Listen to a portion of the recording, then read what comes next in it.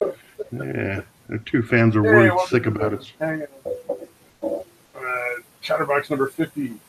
Big old 5-0. Oh my god, it's the 5-0. That's right, it is. You know, we should have planned something for this. Well, yeah. Which probably would have been like my department because I'm the one who's like, you know, You're running this shit, man. running all this shit. And I should have realized, oh, hey, look, it's you know, fancy number 50. Big old milestone and everything. For those just tuning in, there's Stabby. McStabby Pants, Skittles McStabby Pants, myself, Englehearth, and Deitois on the other side of the planet. No, mostly just several states over. So, hello. Hold on here. Actually, I haven't talked to you in a while. How you doing, man? Yeah, all right, man. How you been? Sick and dying. That sucks. As we probably all were. I could not. I don't think I'd be able to get a good voice on a microphone last week because I couldn't stop being sick. Yeah, that sucks. So it's one of those ones that kind of dragged on, huh? Well, the worst part of it was I found out what it is when two vaccines affect my Crohn's. Oh, no. So I got the flu shot this year and a pneumonia shot because when you have asthma problems, they give you a pneumonia shot before you're 65. Oh, okay. So, and excuse me, and for the most part, it's going to affect you kind of like a tetanus. It makes you a little sore. So I'll start off with this, so we can just get on with our lives. And so, Well, we are live, so this is the good part. yeah, I guess I can share the story live now. That's good. Anywho, it's Damn it. kind of give you a little heads up. It's like, oh, you'll be a little stiff. I'm like, oh, okay, you know, I'm used to that. I was like, but you know, it's a lot of stuff on my system. Is it gonna mess with me? You know, because you know, Crohn's is kind of, in a way, an autoimmune can create autoimmune problems. Okay. Which would be a red flag for giving somebody that much, stuff to deal with. And so they told me, no, you're good. Okay. You know, well, there's moments where it's like, doctors should know best, right? You would think. Yeah, I'd imagine. And I was like, okay, well, you know, I'm just going to go with it. And it was a Tuesday, so I went dancing that night. And by the time I even made it to the end of the night, my shoulder was dying. Like, it legitimately hurt. I could not put pressure on it without it hurting. And I was like, that's not stiff. That's pain. And so, like, okay, well, this is ominous and a little scary. Okay, I'm just going to go to bed, try to sleep it off.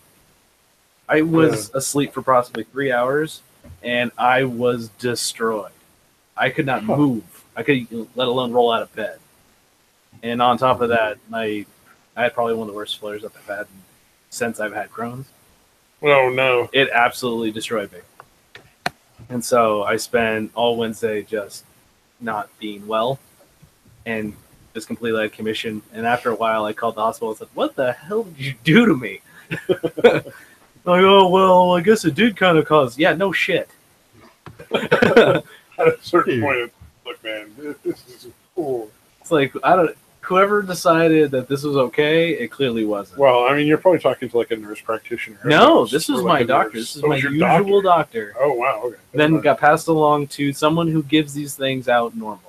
I think But I mean, who did you ask if it would be okay? For one, my doctor, and then second, okay, the person who administered the shot, who was, I believe, a part of the allergy department. Well, but for poor reactions who deliver the shots usually aren't as informed as like a doctor. That's why I was just curious. Because like me, I went to the flu shot and it was just stand in line and they jabbed. Oh yeah, no. Since they were giving me the pneumonia on top of that, I went somewhere else. I didn't go. Okay. I didn't do the stand in line. So it's like, it seemed like someone who'd probably know their stuff a little bit more, not just someone just like your actual doctor would have some fucking clue. Yeah, and it's like the guy doesn't know me. This is my usual guy. Yeah. And so it's like, for you should know, man. What the hell? And so I've been dealing with that, and so my immune system's been absolutely compromised probably the last week. Yay! And so, so then it's good that I gave you the warning about the plague. Oh, that would have ruined me. I got sick anyways. I got a head cold like that night, and so I was like, I can't talk. You know, you can already probably still tell a little bit. My voice is still. I'm still back. Dealing with the fucking after effects. I'm stuffy shit every morning for some reason. Yeah. And I got the fucking flu shot, so I don't know what the hell. Yeah. I mean, I can understand, like, for people, they, like, piss and moan because, like, oh, I got, like, the sniffles and stuff. And after I got my flu shot, it's just there to get me sick. I was like, well, kinda. You're going to show symptoms of it. That's the point. Yeah. Because it's a very mild version. Yeah. But you're going to sniffle. You're going to feel like, you might feel like garbage for a day. I'm not complaining, man. Everybody else in my house was way worse. I'm talking in general. Because, like, even that part where I felt like garbage, by 3 or 4 o'clock, I had slept so much, I broke the fever and I broke my headache. Awesome. And so I felt a lot better. I still felt like I have been, run through the grinder, but that happens. That's not bad. My flare. Yeah. Nothing like a lot of sleep and saltine crackers and water, man. That's my shit. Oh, crackers. Saltine crackers, like those specifically, like not Ritz, straight saltines, as white as it can get. Oh, I like. That sounds racist. I got to be honest with you. Yeah, man. My large intestine is very racist. I like my Triscuits. Your Triscuits? My Triscuits and sardines. That's my jam for like a snack. Mm. Yeah. That is my story. My sick story. Yeah. I am back. I'm somewhat healthy. William is letting us know that the flu shot gives you the flu. Like, I know, I dig that, man. I get it, but yeah, it's just you I get those gotten people it anyway, who like, and it would have been worse. So yeah, you get those people who like piss and moan because they get a little sick from the after getting the flu shot, and they're like, that's the point. Well, like I said, my dad is super. Yeah. What do you call it? He probably has like sensitive to Super sensitive to like the flu and the pneumonia, and he gets pneumonia really easy now. So it's like he might not make it through the next round of pneumonia. He barely made it through the last one. So yeah, we have to get the flu shot. Like, you got to do the flu shots here, man. Yeah. Not to mention, if you work in an office. Oh yeah, that's you just share. You remember to put the towel down in front? Oh no, I didn't get my towel on. Hold on. We got a towel that goes under the edge of the door on the bottom, just so that it cuts the sound. Okay, because for a second there, I thought you were ready to give him a massage with a happy ending or something. Yeah, there's going to be some happy endings in here. Well, you do have that lava lamp on. That's kind of like moonlighting. Wait, here's a thing. I set out one of each flavor of these for you to take and give them a shot for. Those are essentially the same thing as those coastal rations. You see like by the camera. Lord. Yeah, you can taste them and see what they taste like, whether you like them or not. Usually lemon and coconut are the flavors, but it comes in all those different flavors. Oh, it's an assortment.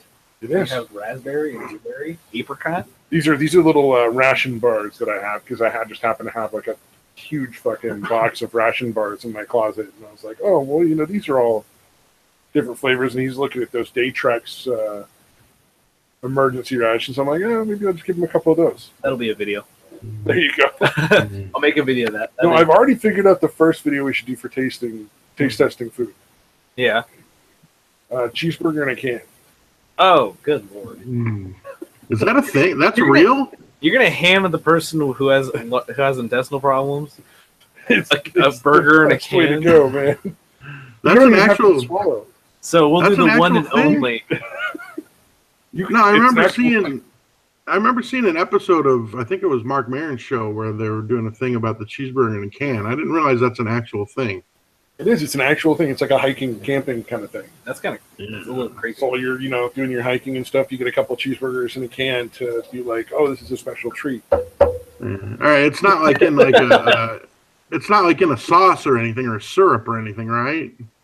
No. It's literally like they put the bun in, they put the cheese in, and then there's like a little bit of sauce. They put the patty on, and then the other bun. Wow, that's crazy. Get it out. It's just a cheeseburger in a can. That just seems like it's going to be like. Yeah, well, you open at the top, and they put it in top first. So then there's not a lot of juice in there. It's not like it's in water or anything. Yeah. There's just a little squirt of ketchup between the cheese and the meat. It makes me uncomfortable. So then you just flip it over, and a burger pops out. I'm a little triggered. You don't have to swallow. We'll get you a spit. Hey, I never swallow. Okay? I will. I never may have gone swallow. all this way for like a joke on that level. I come into this bedroom at least once a week, and I will never swallow. It's probably the safest choice. Yeah. Innuendos. Yeah. A real Try quick, all the different ration bar flavors, but you can avoid the Stabby's Jizz one. Don't try that flavor.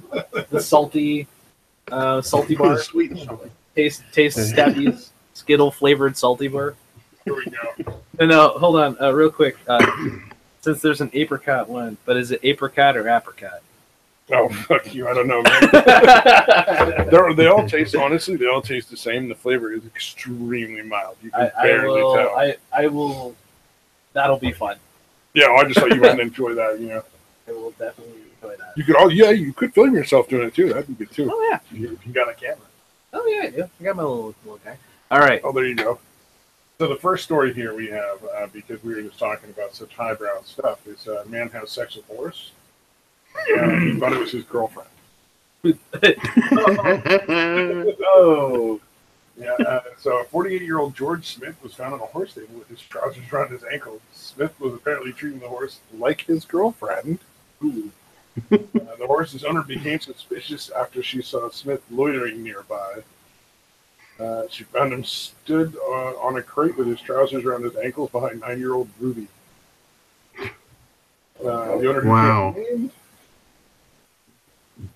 The incident deeply disturbed me. My 10-year-old daughter is scared of going to the yard now as she knows George has been arrested. George will turn up to the stables and we will be in danger. So his defense was he thought it was his girlfriend? No, he thought the horse was his girlfriend, apparently. Oh, okay. All right. Because George apparently told the stable. So he doesn't have a girlfriend that resembles a horse somewhere. He actually believed the horse was his girlfriend. As he gets further into the story that I didn't read prior to this, because I'm lazy, he actually told her, like, you can't sell the horse Ruby because she's my mate. Which now I'm guessing has a whole another level of meaning. Yeah, see, I thought he was trying to claim, like, he has a girlfriend who's so hideous that she looked like a horse, and that he mistook the horse for his girlfriend. That's like purposely getting in trouble just to, like, talk shit about your girlfriend. Well, that's like Chris Chan's defense. I don't know if either of you guys know who Chris Chan is. No, the name sounds familiar, and I know it's icky, but... Go for it, Savvy. Take it to town. Okay, so Chris Chan is an old mole cow type character, and he essentially got on some chats and openly admitted to molesting, I think it's his little cousin. Ooh. Which is pretty gross. But then his defense later on, because he started to get it, like as things began to unravel and people figured out who he was and got the police involved, and he's looking at facing charges. His defense was he made a video of him masturbating with his own shit. Because he said when he wrote down that he didn't end up doing anything with it, or he did, that he wouldn't have been stopped. That everything he wrote was fiction because he wrote down that he would have stopped because her pants were like not as clean. Her underpants had skid marks. And he's like, no, that never would have stopped me because I'm a coprophiliac because I get sexually aroused by feces. And then he proceeds to make this into a video that he puts online of him literally masturbating into a toilet with poop. God damn. That's fucking disturbing, dude. That's not as disturbing as it gets. That's just all I'm going to tell you. Wow. Because I have respect for you guys, and I don't think you really want to go down that rabbit hole. Yeah, actually, I think I remember that. I don't. Yeah, but luckily, I have apparently because I knew that name and I know vaguely that story and whatever the other details are. I have apparently wiped from my memory. Which is the choice you should have made, for sure. Like that was definitely the way to go. Yeah. Yeah. Sometimes having a shitty memory comes in handy. Aren't you guys glad I shared with you? Dude. That's fucked up.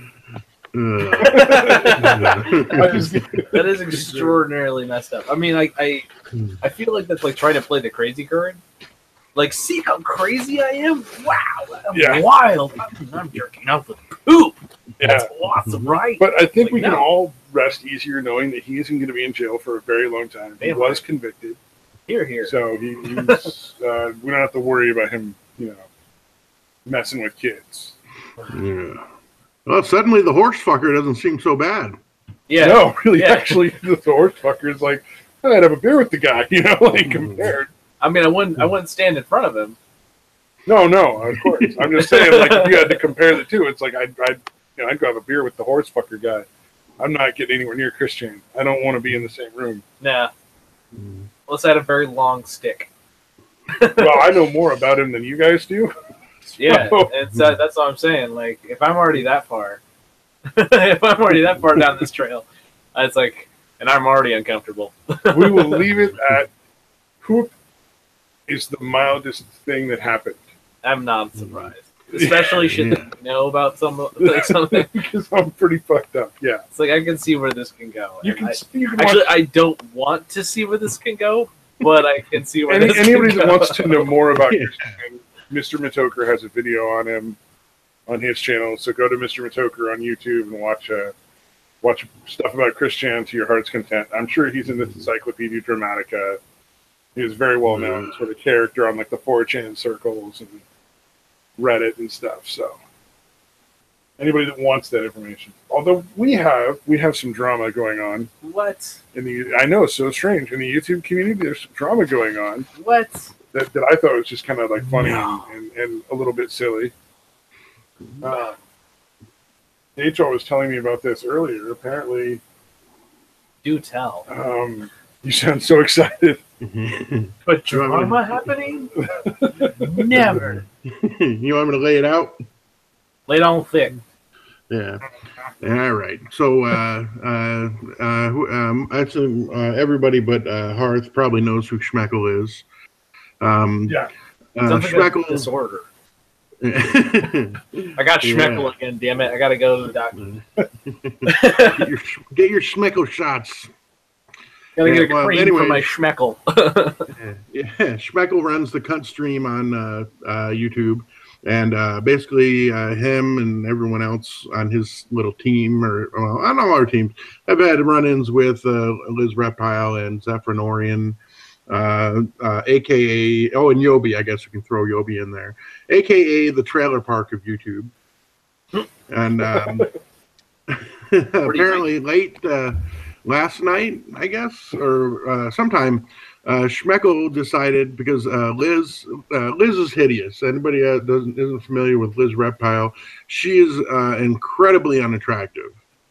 Yeah, like Lena Dunham. She has Dansberg disease, and but it makes her look a lot like a very advanced stage meth addict. Yeah, I'm not sure exactly what's going on. Damn. And she looks and sounds like a tranny. She really does. She's fucking got like a shitty fucking smoker's voice. But anyways, I guess back in her youth, or sometime years ago, she had done a porn. And I used to follow her channel back in the day. Again, before Zephyrinorian hit the scene, I kind of ditched her immediately when that happened. But she would talk about it all the time.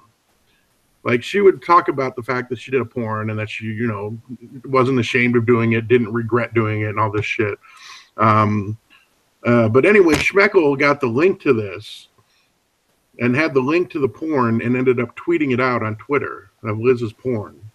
And then Liz apparently nowadays is bothered by that. So she reported him, and then Schmeckle ended up getting... I don't know if it's a ban or if he's permanently banned. I don't think he is. I assume it's some temporary Probably just a suspension. Yeah, he's at least suspended. Suspend you for like a week or something like that for that kind of shit. Yeah. Because I'm good at what I do, and I get suspended every now and again. So. For being so subtle and Sometimes they make me delete tweets that I didn't like, that aren't even like that. To be fair, like stuff that's just very innocuous. Yeah, it just Like depends. Somebody But like you you're say wrong something to about the wrong something. person, and that's all it takes. Yeah, that happens sometimes too. I mean, what are you gonna do? Yeah, but apparently, dude, the disturbing thing is, I haven't watched it, but I've still like freaked out by it. Like, it's just I can't bring myself to watch it. I just don't. I can't do it, dude. I didn't even think about that. I should go watch that shit. Apparently, okay, this is what I can gather from it. One thing is, because I think it was like a fucking girl on girl thing. Apparently, Liz has no idea how to eat pussy, and really? it looks like, and apparently it looks like she doesn't wash her asshole, and it looks like she has two assholes somehow. Wait a minute now, though. Let's be fair here. Like everybody's butthole has like a weird brown skin tint to it, unless they bleach it. So if people but apparently it looks like she has two separate assholes. Well, that might be a weird different thing. I'm just saying, like, for the people that are saying like the unwashed thing, unless you bleach your asshole, it's not going to be white. Yeah, only porn stars actually bleach their asshole. Yeah, assholes just have a natural porn stars stain. bleach it, and that's it. Yeah, it's just the normal human thing. So buttholes are not attractive. As far as looking like she has two buttholes, I don't know, man. I haven't seen it, so yeah, because I heard, and again, I don't know exactly what they mean, but a lot of people said that had watched it. So some people were like, "Did she have like a partial tail or something?" Like that was their speculation. Like she had some kind of partial tail and had to have it cut off, and now it looks like she has a second butthole there. She's occasionally posted nudes. I've never seen anything like that. She didn't look terrible. I mean, it just depends on your what you're into. Yeah. Yeah, I guess. Super skinny, so I mean, like you got to be like really, really skinny chicks. I couldn't do it. I think my fucking cock would literally retract into my body cavity, and I would not be able to coax it out ever again. I'm an inhuman monster, so like, I can watch anything. Like earlier today, I was laughing at this How the Grinch Stole Christmas porn parody. The Grinch breaks in and starts fucking Cindy Lou Who. Oh, damn, dude! And then her parents are banging at the same time upstairs, so they come down while banging, like coming down the stairs while still fucking. And they're like, "Oh my God, what are you doing?" She's like spreading Christmas cheer, and they're like, "That's not how you do it. Get over there on the couch, young lady." And then they both bang, like the dad bangs the mom, and the Grinch bangs Cindy Lou while they're facing each other on the couch to finish off the whole scene. what? It's so fucking disturbing. It's pretty fucking funny. You guys not watch porn parodies? Porn parodies are fucking hilarious. Yeah, I guess not, dude. There's a My Little Pony porn parody. I'm not. Where it's not the horses. So you feel rest assured there are only humans involved. It was probably that guy. But they're all social justice warrior type dudes and girls. So they're all just sort of weird, amorphous, marshmallowy looking people. With like funny hair colors, and they like have all these unnecessary dialogue parts before they bang. Wow. It's funny. Asking for consent every 5 seconds. They don't go that far. That at least isn't part of it. That would sort of break up the fuck scenes and make them like that much worse to watch. So let's see. Stabby's pitch for porn is: do you want an awkward boner? Because do I have something for you? Yeah, the Scooby Doo. I want to have the first boner that I'm ashamed of. So yeah, I'll go ahead and check that shit out. Is that when Shaggy calls his dong a Scooby snack? No. No, actually, I don't think the dog is in it. I don't think they actually have Scooby in that porn. How do you not have Scooby? Think of it. I didn't realize that. But like everybody bangs each other, so that's always fun. And it's like a mild little storyline behind it that's kind of funny to watch. The acting. The best part of porn parodies is the acting between the sex scenes is just the fucking worst. and they try really hard. They're just really bad actors. Well, that's what they're there for. Dang. What was one of the other ones that I thought was great? Yeah, well, anyway, if you do want to look it up, apparently it's under Luna Reptile instead of Liz Reptile. Oh, Lunar Reptile. Okay. Yeah, something like that. I'll And try to remember. I mean, I'll probably forget and just not look. But like, if maybe the tweet's still up on no, Schmeckle's fuck Twitter. no, dude. I Fuck think no, all dude. It's suspended, dude. Oh, Can't see nothing.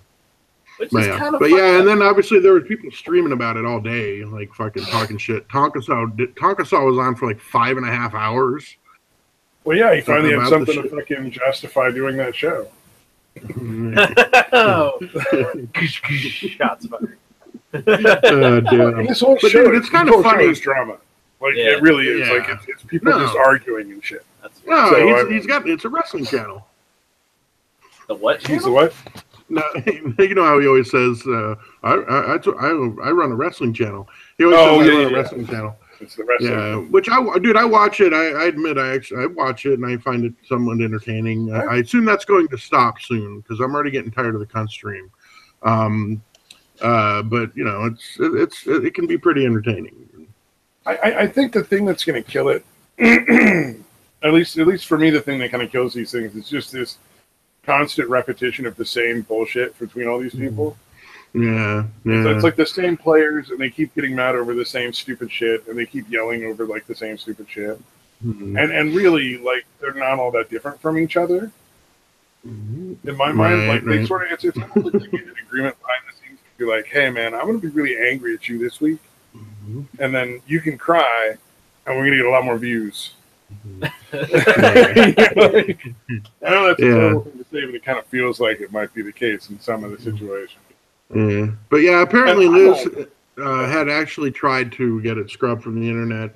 But people were kind of giving her shit about it because they were like, you put all these things out about free Sargon and free Bearing. And now you're reporting somebody. Like a picture of her butt and stuff, yeah. Yeah, but like this is different. That's different. Like, you know what I mean? Like, yeah, a little bit of cheesecake where you're showing your butt cheeks is a lot different from like an actual hardcore pornography where there's sex involved. I mean, I personally don't think she should be ashamed. Like, you do what you do, and you should take part in everything you do. Dude.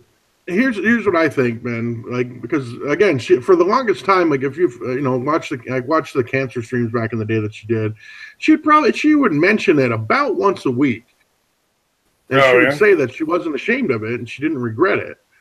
And I think what's happened is it bothers Zeph that it's out there. It bothers Zeph and Orion that it's out there. Oh yeah, because they're dating now. That's right. Zeph and Liz are dating. Yeah. Yeah. He's a younger dude. It's like yeah, so I think it bothers him, and since Liz seems to let her guy do her thinking for her, you know what I mean? She's pretty weak as far as that goes. That she's like, oh, okay, well, I'll get rid of it now since it bothers you. Well, I mean, you could also potentially go the way of like, you can be like, yeah, this is a thing that happened in my life, and I don't hate myself for doing it. Yeah. But since I'm out in the public like this, I don't exactly want to spread it around. Like, actually, she shared it. No, dude, she shared it.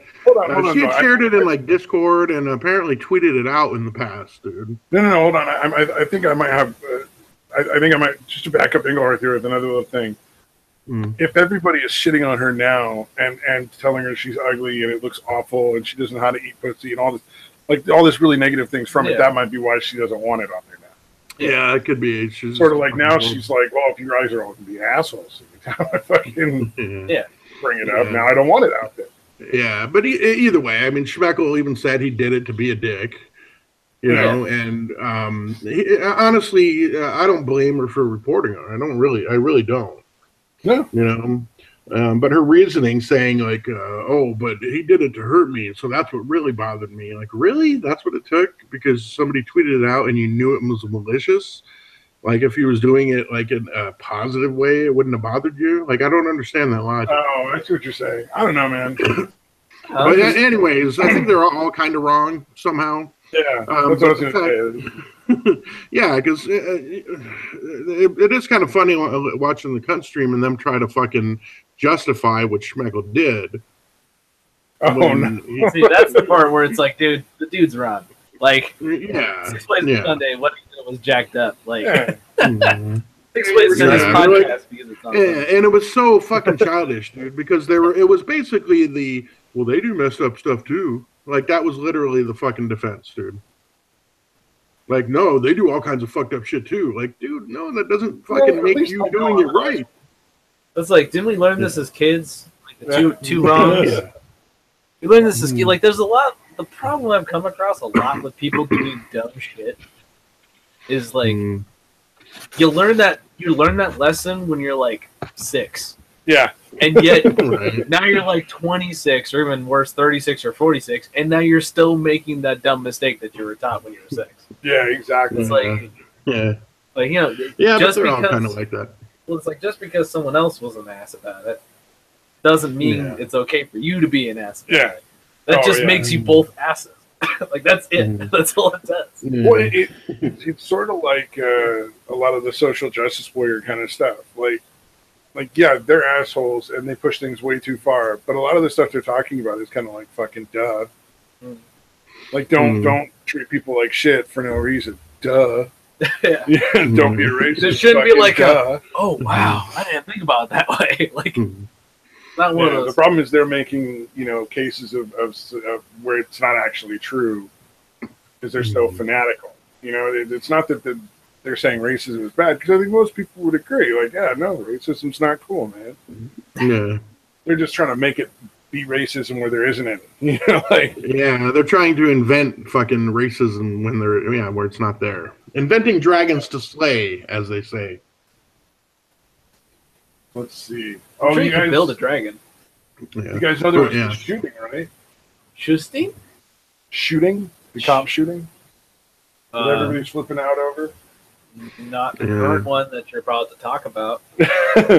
So the deal is, this dude. I'm not going to show the video because I think a lot of people have shown the video, but I feel like I don't know. I feel like you're just trying to like fucking. It's ghoulish to show a video, but it's out there. So I think it was Arizona cops.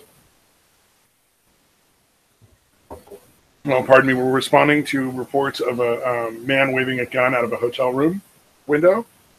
And so this is after Vegas, so of course they come in hot. Oh yeah, Right. It might be a potential shooter situation. There's a person who potentially has a gun. That, a lot of red flags here. So they've got this guy right out in front of his hotel room. He's crying and kind of freaking out. They're giving him commands. He's not really following the commands. He's behaving a little erratically. And he keeps reaching to his waist and like behind his back, and they're like, if you do that again, we're going to shoot you. And they get him down on his knees, and they're asking him to crawl away because you can't handcuff a suspect right next to a room that's completely uncleared. oh Right. yeah, You have to have him crawl to you. yeah. And In he, case somebody's in the room fucking blasting. on his knees, he kind of turns a little to his right and jams his right hand down behind his back a little bit. And I think he might have been going to pull up his pants because he thought they were going to fall when he was crawling, and they shot him. But you can't jam your hand down at your waist when the cops have you on gunpoint, and they're saying, if you do that again, we're going to shoot you. Yeah. Your pants I'd rather fall have down, my. man. Yeah. I think I would just let my junk be flopping out at that point, rather And than obviously- reaching anywhere near my pants. Yeah. Well, and it's a terrible thing that happened. Obviously, the guy was freaking out and responded poorly. But everybody's like, oh, this cop's a fucking murderer. Look at his tattoos. Look at his gun. He just wanted to kill somebody. And it's like, no, dude, he was doing his job. Like, that's... Yeah. You can shoot see that somebody kind of if they shit. run at you. Yeah. If you're a cop. That's all that it takes. And, I mean, I don't know if a lot of people realize that, but like... Yeah, and especially, again, without seeing the video, the way you're describing it, if they literally said, you reach down to your fucking waist again, we're going to shoot you, why the fuck would you reach anywhere near your fucking waist? I would have my hands as fucking high in the sky as possible. Yeah, oh yeah. it's like I don't. If my and- pants, if my fucking shitty sweatpants were going to fall down and my cock was going to flop out, I would let that happen. Yeah, oh yeah. You know what I mean? Well, like, I would here's not the thing. reach We down can for have any this fucking discussion after I've been arrested and handcuffed.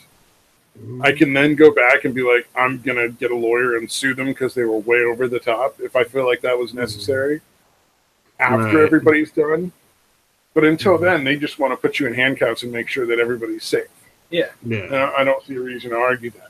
But then again, I'm more aware of what's going on. I think most people probably wouldn't know that, like, if you charge a cop, that's all the justification they need legally to shoot to kill. Mm-hmm. Yeah, and here's the thing. What if he was actually reaching for a fucking gun? The cops don't have the time to respond and wait and see the gun and then shoot. A lot of people have told me on Twitter, like, well, they should have waited to see if he had a gun. I'm like, nope. You're talking about less than a second to make a decision of your life or their life. Yeah, especially after you fucking specifically warned them about it, dude. And you can, in this situation, even sitting here, we can have a calm, relaxed conversation. Yeah. In that kind of situation, it's not calm. Yeah, exactly. You might be trying to sound as calm as possible because you don't want to sound angry. You don't want to sound like excited or tense. Yeah. Like you don't want to make any. Oh, they were yelling. Yeah, you need to sound authoritative and and you're giving commands, but you can't you have to be like really subtle about it. You have to really You can't you can't be shouting. Can do that. Yeah, it's like. But the thing is, it's like you have to really be like. It's like. It's such a sensitive situation. Oh yeah. Because you don't know who you're dealing with. You don't get to have a nice sit down conversation with the person. They're like, here, if I'm starting to do this, you adjust your pants a lot, right? It's like, are you a little crazy? It's like, or is there like a mental disorder going on here? It's like you don't get to have that conversation when you're dealing with this. Exactly. And so it's like you're looking in. The guy could have a gun. The guy could be strapped with explosives. God knows what's going on in that room. Yeah. People act like cops have a fucking pause button and they can just pause it and think shit over, dude. Yeah, exactly. Yeah.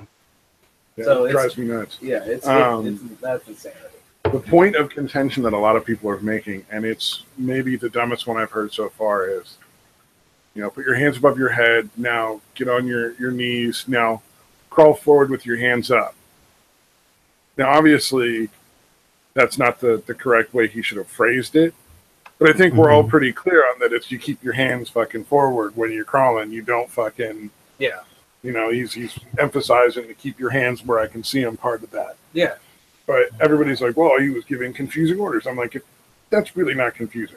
Under the circumstances, I'm sure it wasn't like the best choice, but you can't expect perfection in that situation. Yeah.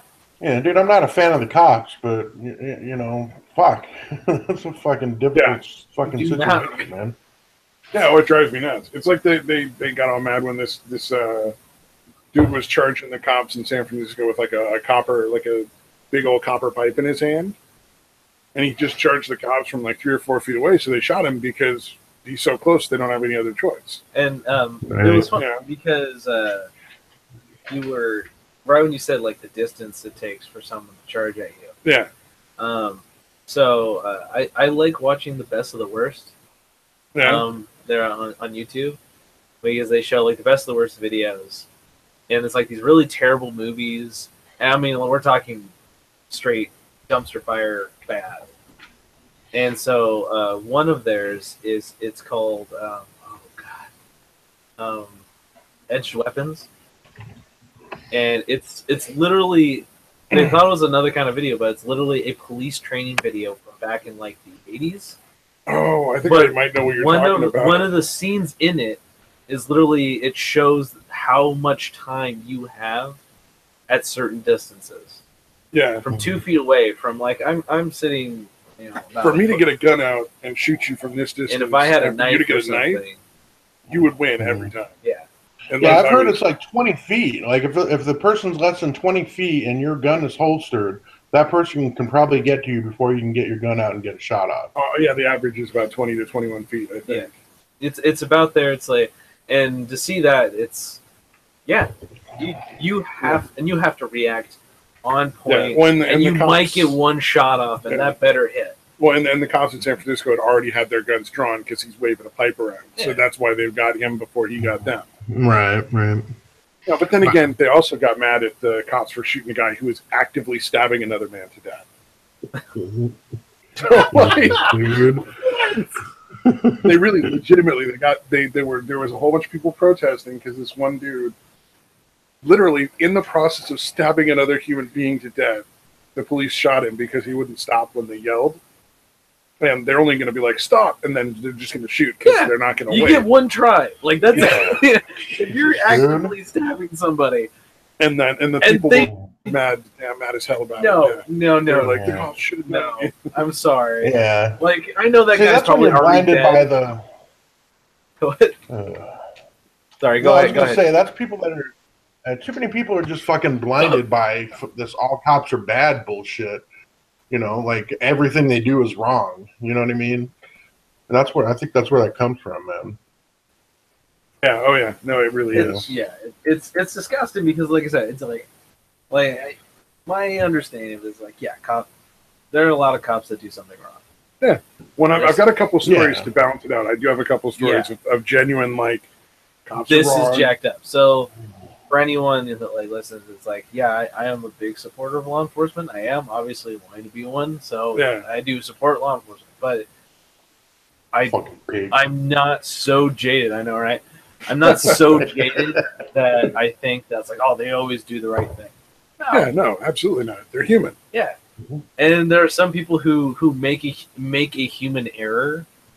Yeah, like they did the wrong thing, but they're not terrible people. Yeah, and there are people who really abuse it, and it's disgusting. Yeah, I mean, I think there's the most well-known video right now of just a genuinely bad police shooting is the suspect who's unarmed running away from the police. The cop just gets his gun out, just fucking plugs it. Yeah. Then walks over, pulls a gun from his ankle holster, and puts it on the guy. God damn. Movie. That's like, I was watching a lot of cop videos or cop movies last night.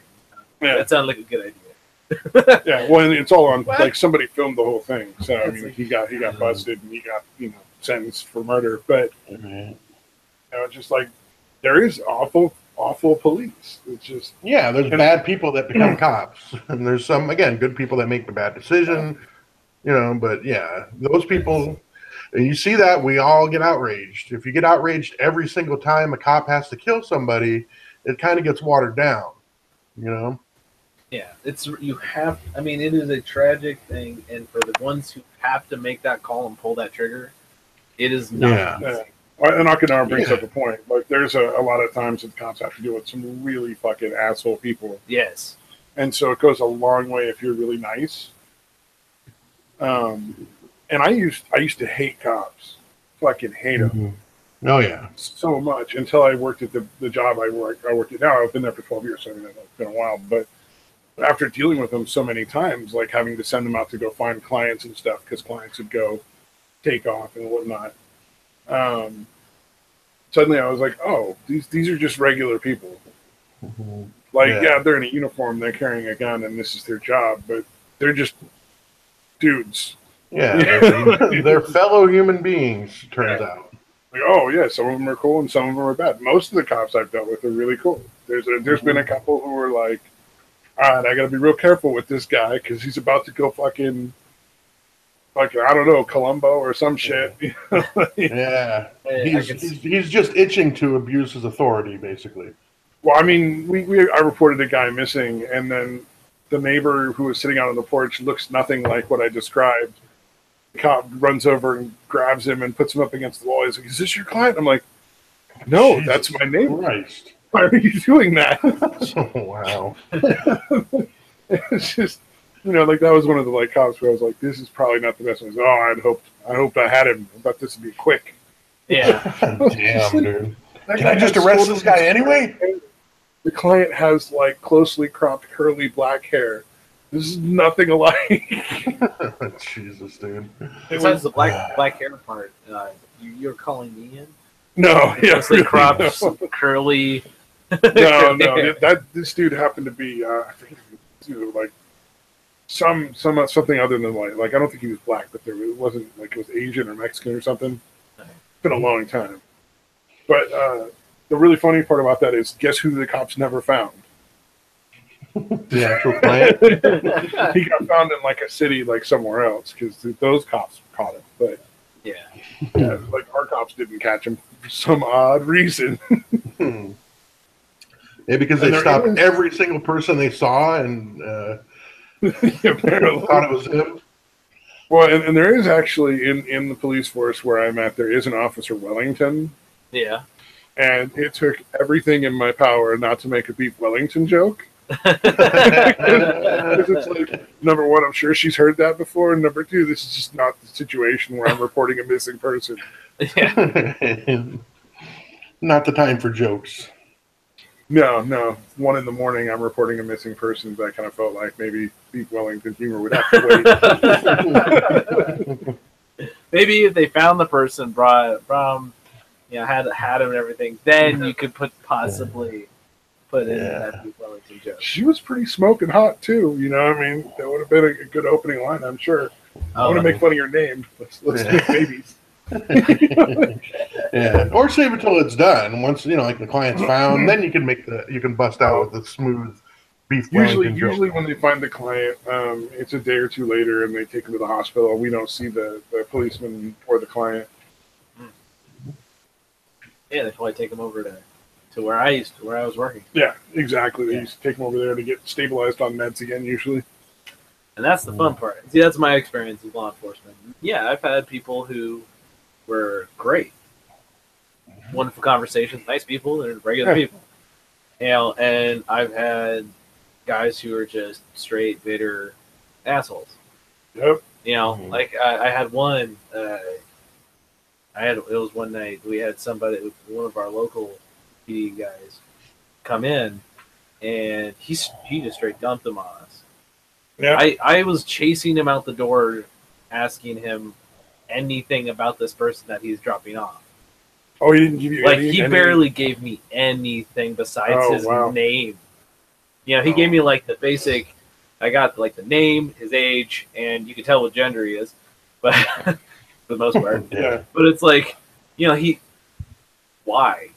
Like I'm asking him questions like, why is he here? Is he on drugs? Is he not on drugs? Yeah, it's we just need to know. And it was like trying to pull teeth, and he's just like, nope. He was like just not having it. And the thing is, this is how messed up it gets. Yeah, how messed up it gets because we have to search everybody that comes through, and we have to document all of their stuff. Yeah, every single piece of thing they have. Yeah, and Laura, that is the worst part of that job. Dealing with an asshole person is far easier because if they go too far over the edge, they just get a nice dose of that, man. They're done with it. They're done with their day. They check out. So, which sounds really terrible, but in that kind of line of work, every once in a while I need a break.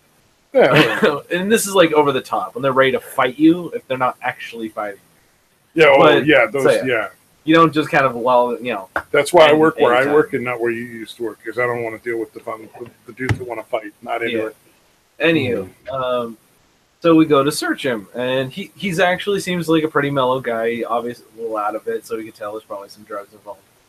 It took us not even 5 seconds. The first pocket I checked had a burnt needle on it. I found almost, and I shit you not, almost a dozen burnt needles on it. Oh, Jesus. And at least with that, he probably would have went to jail. Yeah. And I don't want to put money on it because I don't want to think this guy's that much of this officer isn't that terrible. But, man, if he found that much on him... and didn't arrest him. And didn't arrest him, like, and then just dump him on us, it would have been a different deal. So I'm worried that he sat there and goes, I don't want to do that kind of stuff. I didn't see a damn thing. Here, I'm going to go dump it off on somebody else. Yeah, it makes you wonder, like, what else you might miss. It's like we are not a detox. You can't just dump somebody. Says it was. I wonder if it was as simple as it was just the end of a shift and you didn't have to fill out paperwork. That's what I'm worried about. It's like no, dude, this is your deal. On the flip side of it, though, I did have one of the best conversations I've ever had in my life with that guy. There you go. I'm sure. That was the only part that made it worth it because not only that, on top of it, he was probably one of the calmest people we've had who's probably been on a decent amount of drugs. So it's like, if you're going to drop somebody off, if you're going to like dump somebody on us, that was probably okay. Like, because this is like, did I ever tell you the time traveler from the future? Okay. So by the laughing, I guess not, and I don't know if I told you. I'm intrigued. So this guy was on a whole nother realm of existence. And so it was me and one of my officer and another officer. And so, we have our little spiel. Here's the situation. Do you actually understand what the hell I'm talking about? Do you understand? Yeah. Are you so methed out? Do you understand English at this current moment? Not verbatim. Trying to make it sound funny. Anywho, he admitted to us his huge secret that he was a time traveler. That's a new one. I haven't dealt with time travelers. Mm-hmm. That was new to me too. I've never had a time traveler come through the hospital, and so I'm like, oh, okay. And so he was from several hundred years in the future, which is impressive because if I have dealt with time travelers, it's not nearly that far in the future. On top of that, he's like, are you guys, what are you guys here for? Are you guys here to protect me? Because people are after him. And so the time police, dude. And here's the best part. My coworker said, he's like, yeah, we're starship captains. And so this is the best person to work with because he would say this kind of stuff with the straightest face. Where it even got to the point where I'm just straight dying, and with this, it's like you have to stay composed because you can't be laughing at something. It doesn't sell. But the thing is the guy took it. He's like, "Oh no, that makes sense. Okay, yeah. So you guys are here to protect me." I'm like, "Yeah, we are. So if you stay right here and don't go anywhere and do what we say, you'll be okay." That's awesome. And he took it. The amount of times the best. I don't think I've had somebody's delusions work in my favor ever to that level. So it was amazing. Yeah. The guy could have at least gotten the upcoming lottery numbers for you, or again, a sports book from the future, a la Back to the Future 2. There you go. Nice. I can know in the chat when he was a kid, his dad had a cop friend for who for a few bucks would show up and annoy a person you don't like. Nice. So, Yeah. cops. But I did want to continue the cop thing. Okay. Sorry. Story was great. Story was probably better. Awesome. So this police officer was forcing children to masturbate in front of him.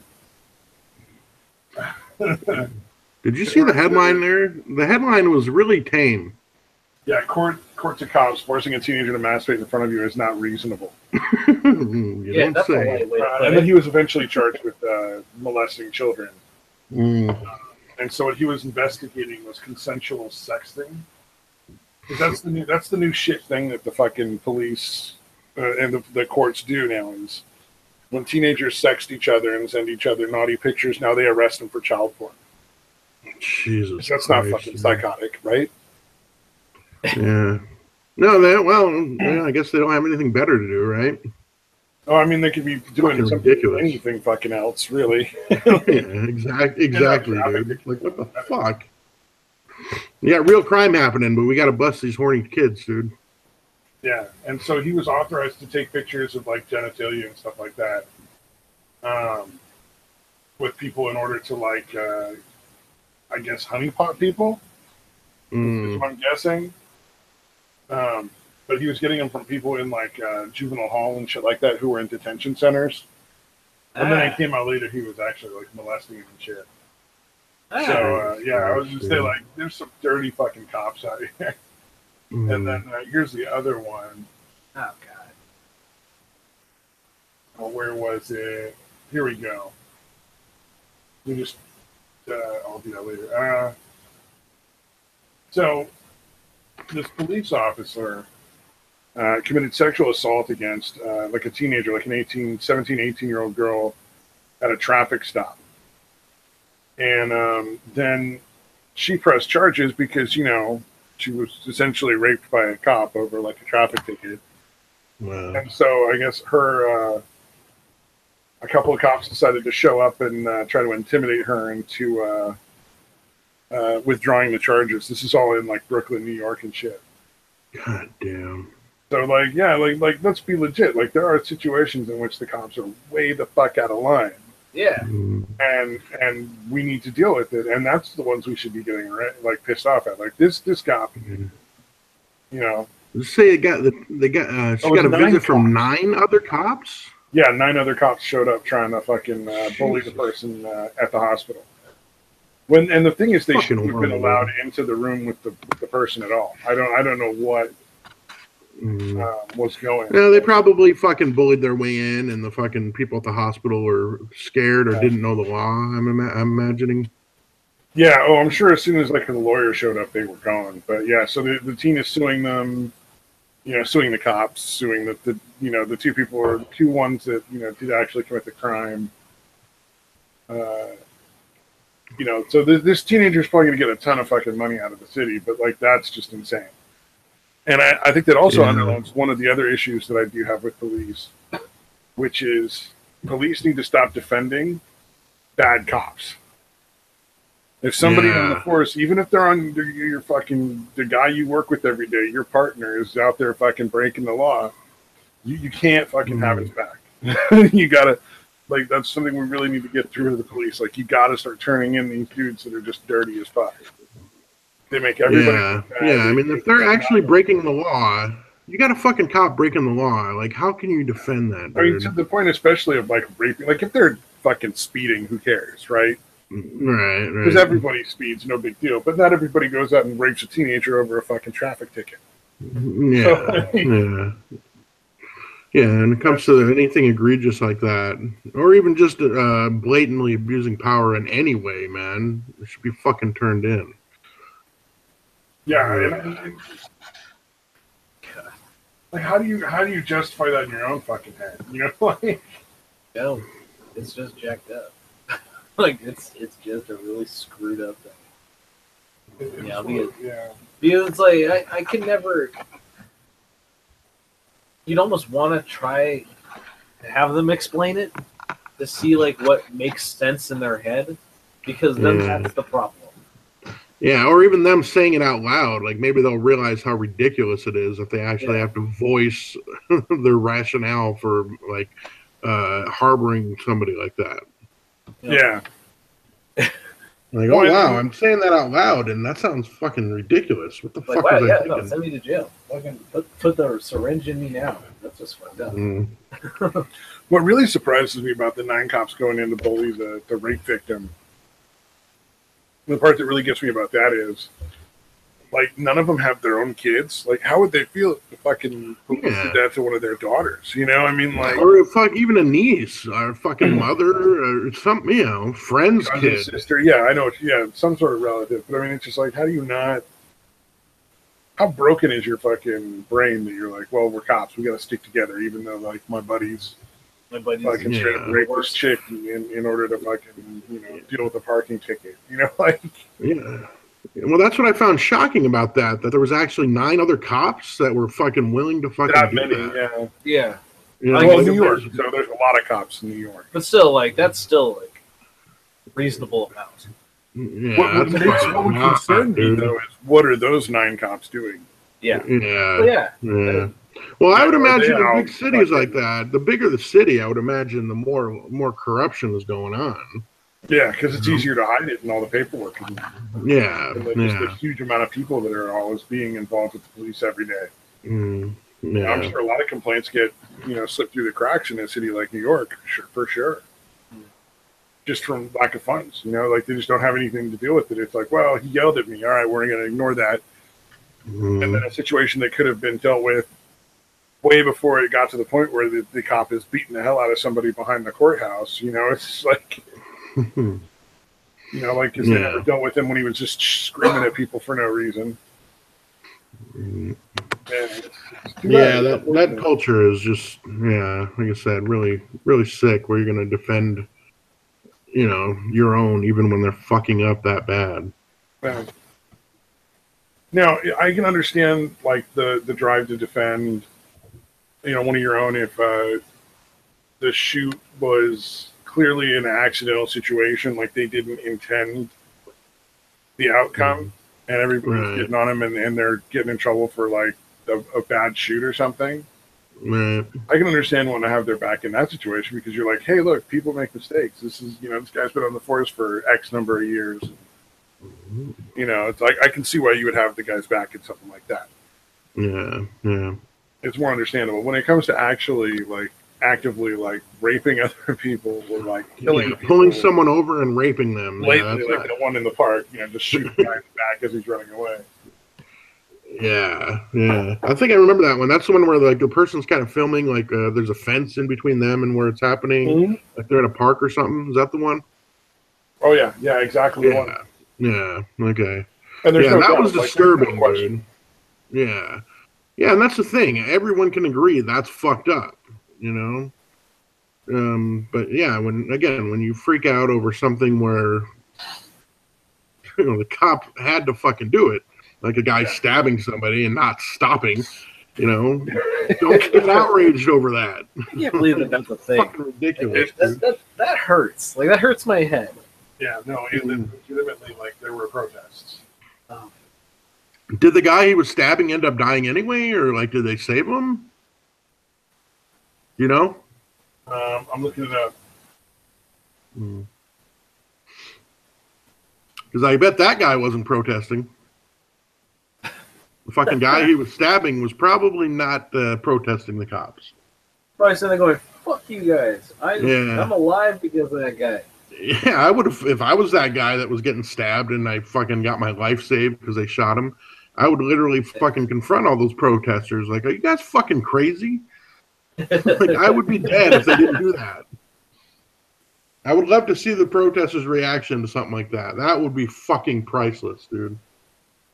Well, someone needs something to yell about. Okay, this isn't the article I originally showed, but let's just go through it real quick. Please tell me it didn't happen more than once. No, this is the story. It's just not the original article. Oh, okay. So let's see. A man shot and killed by San Francisco police on Market Street Wednesday has been identified as 26-year-old Nicholas Flush, according to the medical examiner's office. Flush was shot at 11:22 a.m. on the 900 block of Market Street after two beat patrol officers came across a stabbing in progress.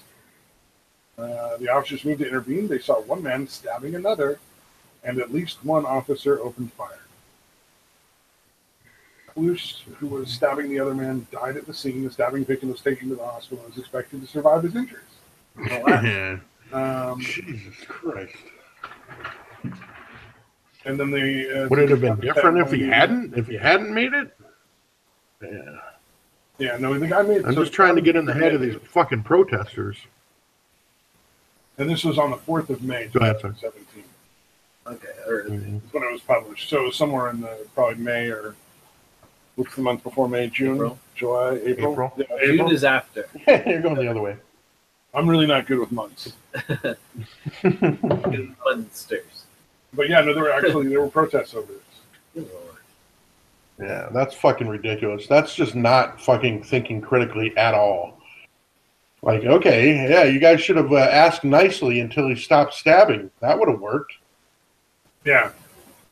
No. You can sit there and ask nicely. It's okay. Yeah. There's only gonna be so much blood that hits the ground. Yeah. I mean, once the guy is clearly out of blood from being stabbed too much, I mean, he'll stop the stabbing. Yeah. Well, at least he stopped on his own. Yeah, he'd tire himself out eventually. Yeah, he'll just tire himself out. He'll curl up in the corner and fall asleep. Mm-hmm. Yeah. Go ahead and arrest him when he takes a little cat nap. Yeah. Since we're on such feel-good stuff right now. Oh, sunshine and rainbows, my friend. So to follow up, I'm sure you all remember the case where, like, the group of black kids kidnapped and tortured. Jesus. Retarded. Yeah. So the first of the four suspects was pled guilty and has been sentenced to probation and 200 hours of community service. Too good for him. Way too good. Fucking ridiculous. Person kidnapped another human being and then tortured the poor boy for Yeah. hours while filming it, laughing about it, and bragging about it on Facebook. And they Yeah. gave them probation and 200 hours of community service. This is the most fucking ridiculous thing I've ever seen. I think it's important to note that it is, in fact, a black judge in Chicago who decided to let this kid go. And because the crime was clearly motivated by race. Like, they were clearly after this kid because he was white and retarded. Like, because if you watch they any of the said, videos, and I watched people, all the video fuck that was Donald out Trump, there, fuck white people. very clearly they were very racist teenagers who had done this because they wanted to fuck up a white kid. Mm-hmm. Which they said on multiple occasions, while doing things like slamming his head into the toilet. So- They literally said, fuck white people, fuck Donald Trump. Yeah. And so here's the thing, and I am definitely, this hits home for me, Yeah. having a sibling. Yeah, because it's right. Your brother. My little brother is special needs. So I would outwardly admit, if anyone did that to my little brother, they would end. Yeah.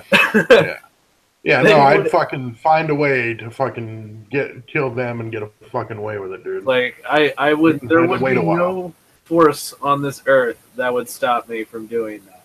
I would find a way, because that is the most despicable thing. Well, I Yeah. worked If someone's for- so vulnerable. I worked for several years with people who are retarded, like they're developmentally delayed, whatever you want to use now. I don't know. But yeah, they were the sweetest people I ever worked with, man. It is Super nice. Guys. absolutely disgusting. I would go back to working with them in a heartbeat because it was like working with kids. Yeah. You know what? I kind of saw it coming from the get-go, because like the day after, they're like, oh, I don't know if it was racially motivated. I don't know if it was a hate crime. Like, what the fuck, dude? We've all seen the video. How can you fucking say something like that? So again, it's not that surprising that they weren't going to fucking, throw the book at them like they should. And see, the interesting part is like I'm not even talking about the race part of it. I'm talking about, Mhm. I mean, The yes, that's developmental terrible. delay, Like, like that in itself is terrible. Like it being a hate crime on top of. Well, no, the hate Who crime was? was because he was mentally retarded. They didn't actually charge him with the hate crime because the kid was white. Yeah. Because they were Yeah, saying, that was the well, we other can't say thing. it was motivated by race, so we can't really call it a hate crime. But then they had to because he is a minority being developmentally delayed. Yeah.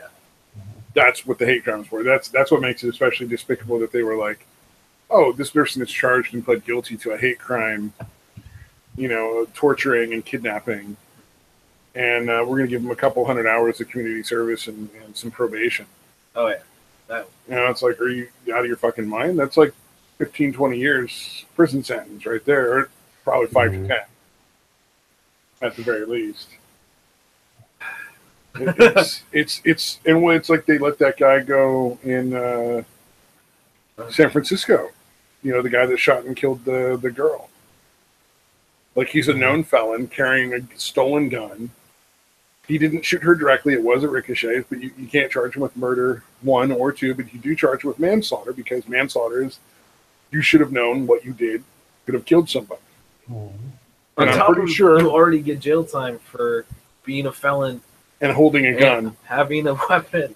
Like, Yeah, and then they let him that's go. already right there. Like that. Well, and then they let him go after that before ICE could come pick him up or the feds could come pick him up to hold him on charges for that. But the thing is, it's like everything else. I mean, it's a lot of gravy. We're talking like truck loads of fucking gravy on top of it. But he should already be in jail for that first part. Oh, and But I'm saying, like, because he's an illegal immigrant. oh, then Yeah. you should Yeah, they can't do anything. We're doing this wholesale now, man.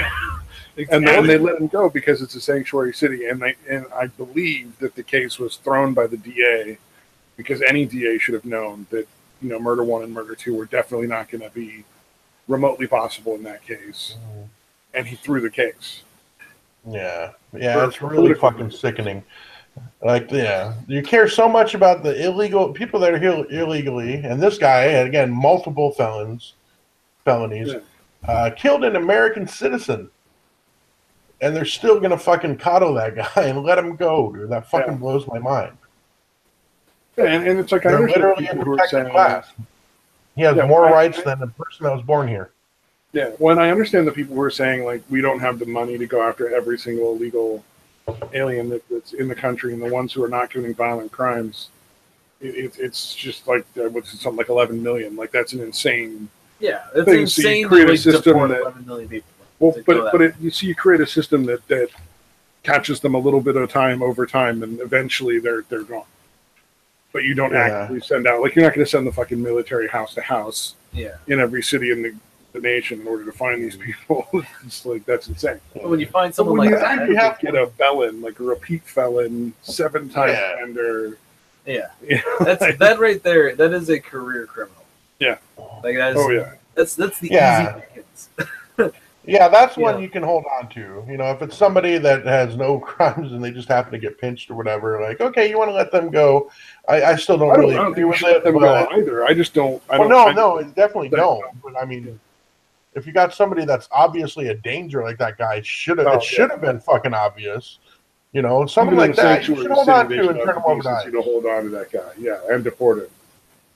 Yeah. Especially considering one of their own citizens who was perfectly doing everything they should be doing, you know, is dead now because of that guy. I don't even know if you should deport them at that point. Like, if they have that many felonies and they keep coming back. So here's one of the things that's been going on. One of the problems is they haven't been. They've been deporting people as opposed to putting them in prison in a lot of cases. But yeah, no, they're starting because with Trump back, because now it's Republicans back in office, essentially. They're starting to go back to like, oh no, we should take whatever crime they did into account, put them in prison for whatever for that crime, so we're punishing them and then send them back because that's more of a deterrent for them to just keep coming back. Yeah. Because if every time they come here and then they just commit like a felony and then they just get sent home, like there's no reason for them not to just want to come back. Because it's like in Mexico they'd go to prison. Here they're not even going to prison. They're just getting sent back to their own country. Yeah, they're minorly inconvenienced by having to cross the border again. Yeah. Well, for one thing, I doubt that's like a comfortable trip home. No, I'm sure it is. I'm sure it's not. I don't think it's like, okay, now we're just going to take you home. We're going to leave you on your doorstep. I mean, there's a difference between compared to spending time in prison and a couple of years in prison. No, it's true.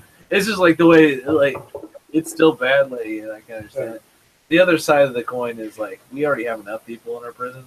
We're trying to weed them out the best we can. Well, maybe we can take some of the people who've committed nonviolent drug offenses, like smoking weed, or something out. Oh, our prison system, and make room, and we can make room for these people that are like stealing guns and shooting people. Yeah, you got somebody with a nonviolent offenses that's behaving themselves in prison, like, and you got a violent offender that you don't want to put in prison because whatever reason.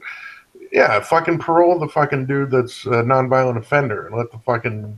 So that actually raises a little thing for California several years ago. You hear about realignment? No. So it was, I believe it's AB 109. I think that's what it is, the law that was passed. And so it was literally that, where they spent a decent amount of money to take out the people who were it was non-violent, non-sexual, and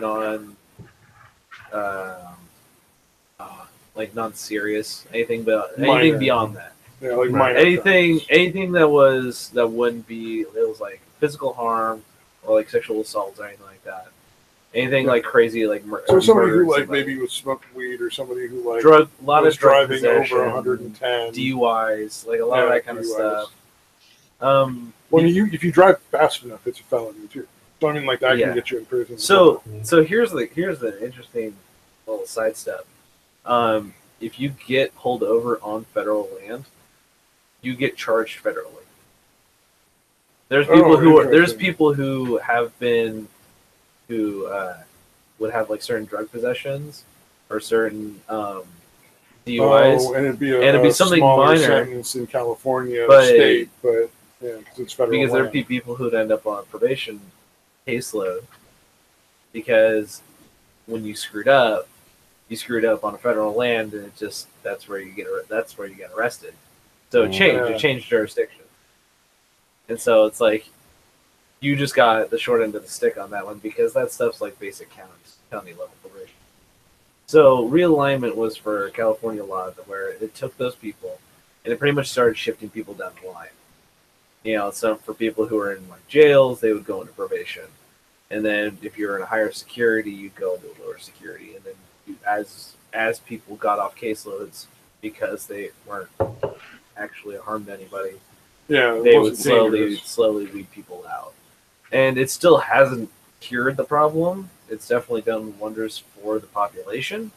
Yeah, But it's trying to put a very nice Band-Aid on what is a severed limb. yeah, oh yeah. And so, but our system here in California is not any better. You Oh know, yeah. like Well, when you, but I mean, it's still probably worlds better than a place like Texas, where if you get caught with a little bit of weed, you're doing like 5 years. You know what I mean? Like, we're not perfect, but we're probably better off in a lot of cases in that respect than some other states. yeah, but that was definitely something that it is a good idea. Is we need to get the people who are basic drug possession Yeah. out of the system, and I'm talking really minor. Well, and my dad tried to take a fucking weed pipe and weed into Texas Oh, that must be fun. Wow. and got caught, and they let him go. Oh, Which is just to demonstrate if you are not a dick when the cops are dealing with you, a lot of times you'll get treated very well. yes. And they were like, "Oh, the cops alerting." He's like, "All right, that's my weed pipe. Yeah. That's my marijuana pipe. It's right there. I got a bud right here, and that's it. You know, you can search whatever you want, but that's all there is." And so they confiscated and destroyed it. And Yeah. he was given a stern lecture and went on his way. Well, it didn't hurt that, like, while him and my mom were sitting there on the bench waiting to talk, she kept like smacking him. What the fuck is wrong with you? Bring it fucking Texas. They probably went back after that and like laughed their ass off. No, I'm sure they were looking at that going like, I don't think he needs jail. He's in enough trouble. Right. Yeah, he's getting enough abuse, dude. It's fucking awesome. And you could probably say that, like reading that comment, like certain parts of Texas is probably better. And you could probably say that with a lot of places. Like all the cops are different in different areas. You know, like some probably going to be. It's under an individual, but then that individual mentality could be in a section. Yeah. So it's like. Yeah, I'm sure he got lucky in the part of Texas too. Like I'm sure they managed to go through one of the more lenient parts. Yeah, I'm sure if you get caught with pot in like fucking Austin, they don't really give a shit. But like in Right. you know They'll some of the probably smoke other it, areas, yeah. like probably like Corpus Christi, they're gonna fucking you're done. You know, like And this is not based off of actual statistical, or is this actually? well, no, Austin, you're understanding Texas, that Corpus Austin, Christi Texas, is like a bunch of. Well, I know Austin, Texas is is actually pretty loose. So yeah. I'm assuming the cops there are probably pretty relaxed about it. Like then you're not getting to keep it. Yeah. They're not rolling you a joint and lighting it and sending you on your way. Okay. The day that happens might. is the day the world is at a lot more peaceful. So it's when you have cops rolling doobies for citizens. That would actually be pretty fucking funny. Like talk about well, positive PR. Oh, the best I've ever heard was Joe Rogan was making a joke. Like cops should have flashlights on their belts, so guys can come up and just like fuck the flashlight, and they'd be like, "Oh, cops are great." You know? Yeah. That's what it's like. Do you want the flashlight? Because here. Actually, watch out. It probably has herpes. Oh, let's see. Some funny law from Europe. If you get drunk and destroy some property, you get to the day of prison and about a $200 fine. Owner of property need to get you to court to get money for fixing what you destroyed. Wow, so the owner of the property has to take you to court to get the money. They don't just go after you. 200 euro, yeah. We got that. Exchange rates, we're talking probably about like $250 bucks. Because I know our dollar isn't as strong as the euro, I don't think. Oh, and he got the exact same fine for parking one wheel on the grass that was between his property and a park. Yeah. Huh. And I bet you they don't fuck around when it's the city collecting the fine and not the property owner. Oh, I'm sure they'd take you for a ride. Buckle up, boyo. I know I got a parking ticket at the fucking local junior college here for like $50, and oh my god, I forgot about it. It came back like something like 250. Ooh, yeah. Took out the stick and beat you with it. Yep. I found the most ridiculous thing. This is during the time I was trying to join office, join a police force in San Francisco. I was trying to be SFP. Oh yeah, right on. And during that time, you have to get medically cleared. You have to do like medical, psychological, all this stuff. The whole lie detector test. That's actually very interesting. Oh, that sounds like fun. I want to take a lie detector that was a test. very interesting experience. I'm really good at lying. I want to try. The one thing that's is wild is to go get medically cleared. I had to go to the hospital now. And I'm trying to find parking there. This is a hospital, mind you. There is no parking. Yeah, no, anywhere. Even the paid parking was full. And I'm sitting there like, I'm trying to find anywhere to park. I was like, I am trying to like situate myself to be able to become an officer here. Is that parking really this terrible? And I was talking to a nurse. I eventually found parking. I got a ticket out of it because It's San Francisco. It comes down to parking. Yeah, well, in San There's Francisco, when you park, paid? you got to read like fucking 5 pages of fucking road signs to figure out if you're supposed You have to to be there. decipher what what date it is. It's like, It's nope, pretty street cleaning time. I got caught. Wait, there's paid parking spots in fucking hospital? There's a paid garage. You have to go Yeah. pay Okay. to park there. All right. Okay. All right. That makes sense. I was like, I don't remember ever seeing a parking lot for a hospital that you had to pay parking. But I guarantee the hospital doesn't have a parking lot. It's a very tiny one. Oh, it's is probably just for like the very- people that work there, though. And to even be with fair. that, like I was asking the nurse that's there, I was like, the parking's ridiculous.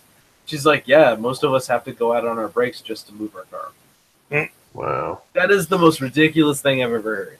Is the people working there don't have enough proper parking. Yeah. And this isn't like a lot of places around the world where the transit system's fantastic.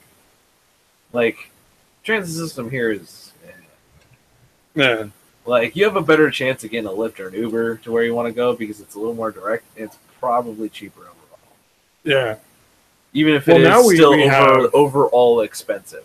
Yeah, well, we're an hour out of San Francisco, and now we have a train that goes from our area to San Rafael, which is where you can catch a ferry to cross the bay to go to San Francisco.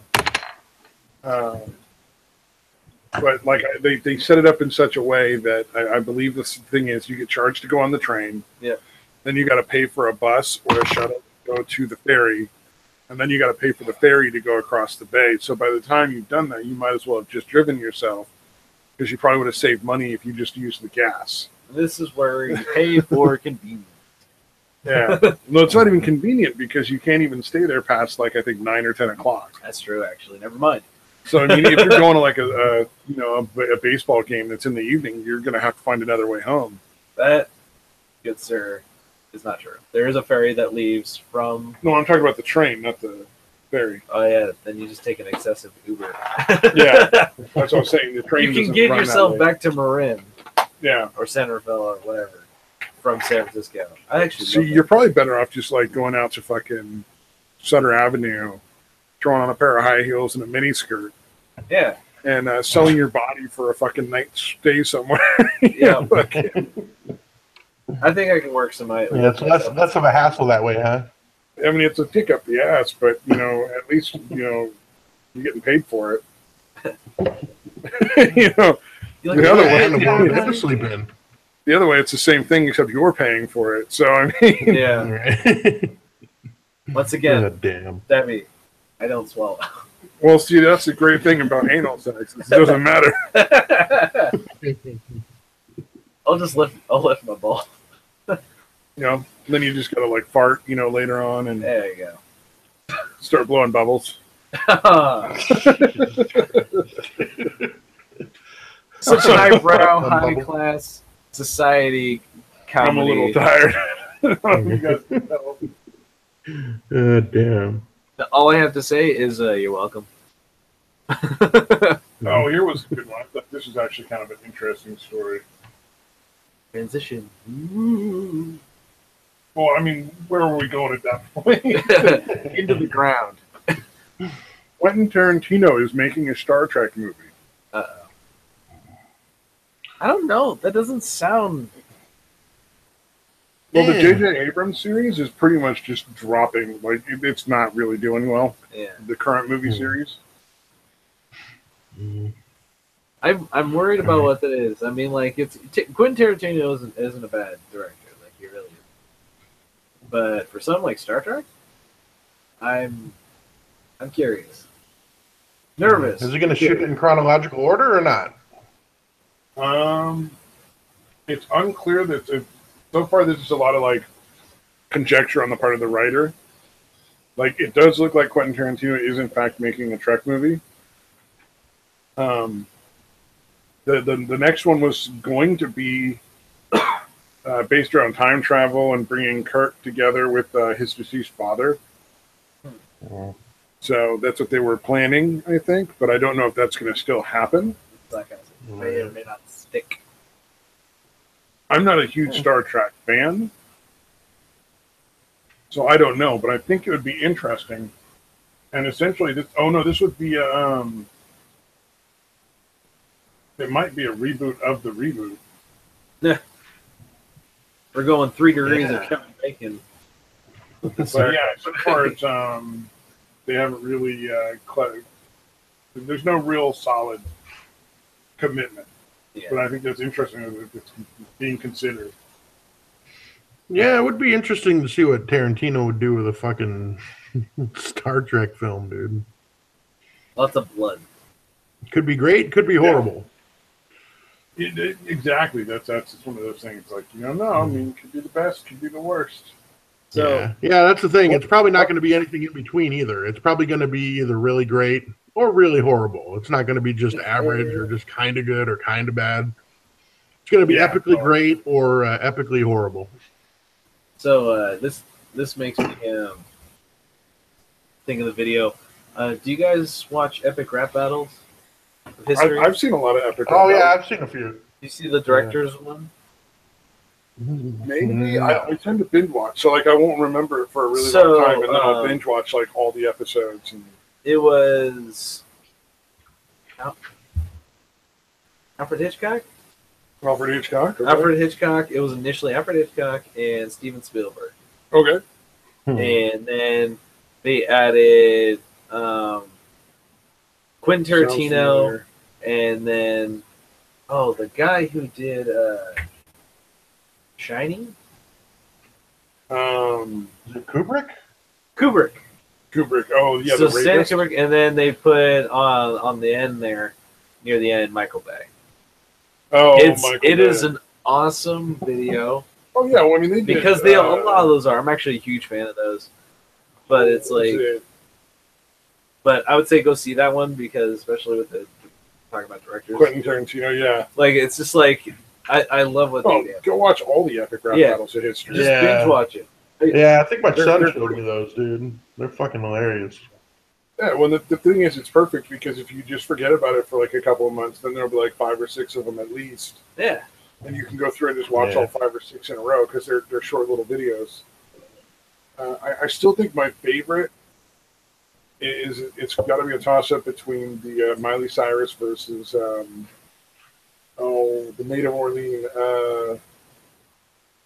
the French Knight chick. Joan of Arc? Hmm? Joan of Arc, yeah. Joan of Arc versus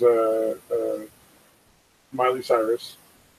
There's the Obama versus, who was that Mormon dude he was running against? Mormon dude? Yeah. Romney? Mitt Romney versus Obama. Yeah.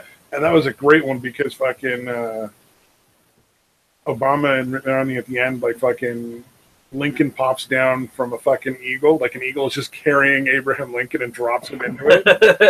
And Lincoln just goes down and like he starts bitch slapping him. And they're both pieces of shit, essentially. It was great. Nice. It was political humor as it should be done, where it wasn't on like one side or the other. They were just making fun of everybody.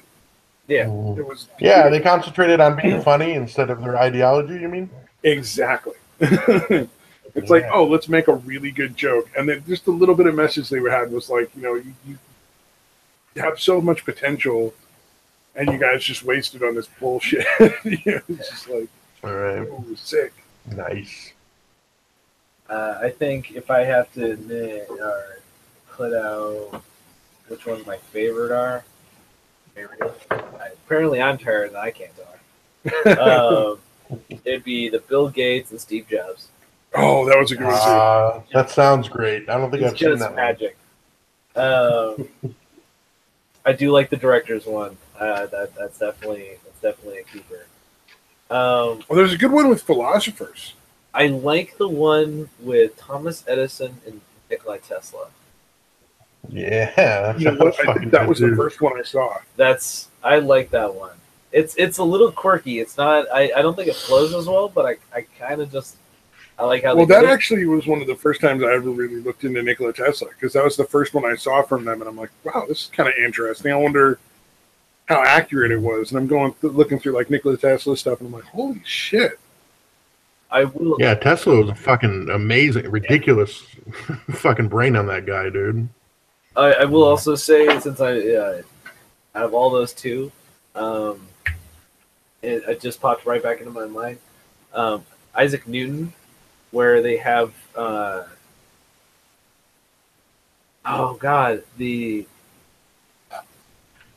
he does Amish Paradise and stuff like that. Weird Al. Oh, they have Isaac Newton and Bill Nye. So Bill Nye plays himself, and Weird Al plays Isaac Newton. Oh no! Nice. And that sounds good. That is awesome. I will have to look at that.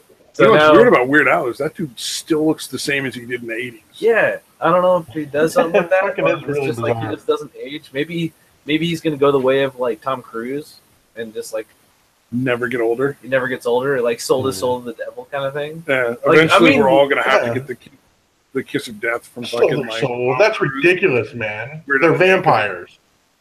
Like that's what I'm saying. The kiss of life, eternal life. We're gonna have to have them suck our blood in order to live forever. Yeah. You know. Yeah. Like that's the thing is they like they eat babies. Yeah, baby babies.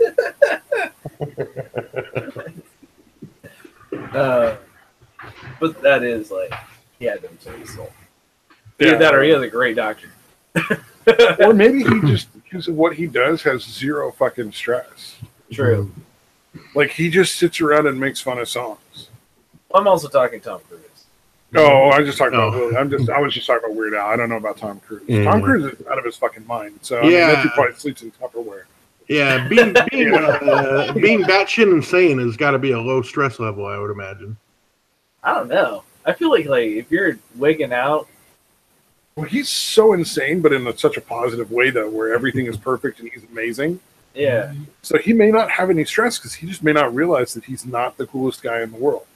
But he is kind of cool. Like, it's that weird. I love his movies. Don't get me wrong. It's that weird kind of like I'm uncomfortable, but I feel like he's still cool. The only thing I have a problem with is he was telling people not to take psych meds. And the whole Scientology thing's a little weird. Well, the Scientology thing I can deal with, but like flat out telling everybody, be like, antidepressants are horse shit. You shouldn't take them. Yeah. Well, like that's like, thank you. I've literally had clients that fucking gave me the Tom Cruise fucking line. Yeah. So I can cure a heroin addict. I can cure a heroin addict in 2 days.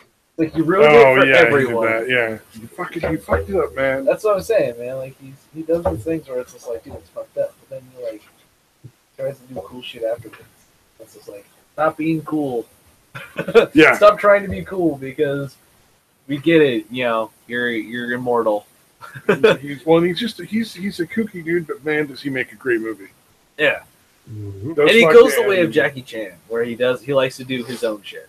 Yeah, and those action movies he's coming out with, where he's the soldier, like the soldier investigator. Yeah. Those are just fucking amazing. They're the best fight scene I've seen in a movie in years. Is the one where these guys try to take him out with a bat, but he's in like a small bathroom. And it's interesting because unlike so many other movies, you actually see them just like fucking get hung up on the walls, the fucking curtain rod. Like they can't fucking fight because it's too close quarters and they're trying to swing bats. Yeah. And it's like, oh, it's so interesting to watch. Was that the Jack Reacher? Jack Reacher, yeah. Yeah. That's like the rest of the movie is all right. It's just fun because it's just one big crazy action ride for the most part. Yeah. But just that one scene in the first one where like these guys come after him with a bat in like the bathroom. It's like a bat and a crowbar, and they just tear the bathroom apart. But they can't hit him because they keep like fucking hitting the fucking walls and shit. That's like. Yeah. Hey, I'm gonna step away for like a few minutes. I gotta take a piss, man. All right. Okay. Oh yeah, dude, go for it. I'll be back. So what was the one? There was one that Keanu Reeves, I think, was in. Because Jack Reacher was one, I know what you're talking about. I have the DVD somewhere in one of my 3 cases. I have the DVD. Yeah, it was. I'm blanking. John Wick, and it has a sequel too. It's like John Wick 2, I think. Yeah. So, also talking about, I'll talk about another YouTuber, Corridor Digital. They're really good with skits, a lot of film, a lot of cool film stuff, a lot of I guess not quite animation, but a lot of effects. Effects, okay. So they do these things like dubstep guns, where it's like he plays like dubstep music and they're like shooting all these waves and stuff like that. It's like this fight scene. They do a lot of fight scenes and stuff, but it's like it's neat. It's neat what they do, how they play with. Are they the ones that did the one where like people were shooting guns, but it was like bursting flower petals or something? I'm not sure. Or paint or something. There was I don't know, maybe that's a different one. Possibly. But with John Wick, that's what made me think about, because I think they did that with Nerf guns. Oh, nice. I believe that makes me want to watch their shit. That's actually pretty cool. Yeah, I've been having trouble finding like fun YouTube channels anymore. It's like all these channels are. I do recommend that one. It's yeah. I don't know how busy their channel has been lately, but that's definitely a lot of their old stuff is really yeah. So it's like we're reading a comment. Oh yeah, I was just checking to see what was going on. Akinara made some fair points with John Jobs and Gates. You know, one is a seller, one's an inventor. Yeah. I do, I do make the constant joke that Apple is a cult. It is, man. Yeah. To a certain extent. They do make a good product, though. They make a very good product for a very specific market. Yeah.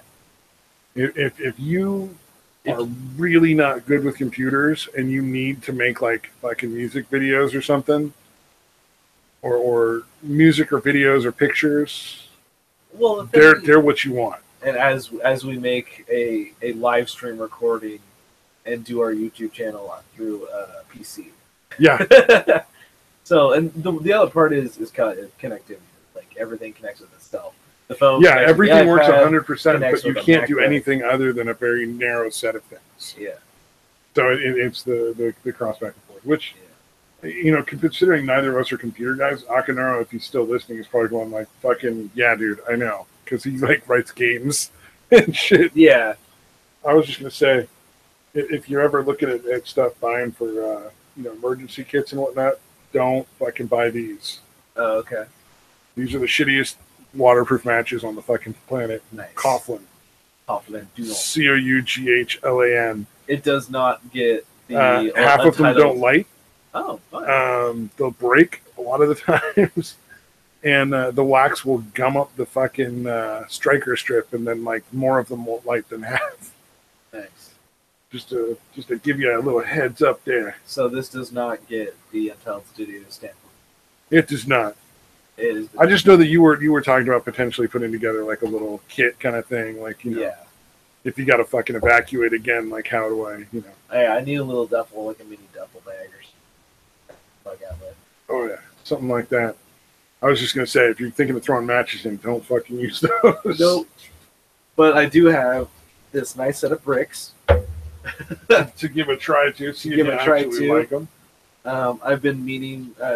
now that I've gotten back to it, I've been updating my computer, get everything all nice and cleaned out.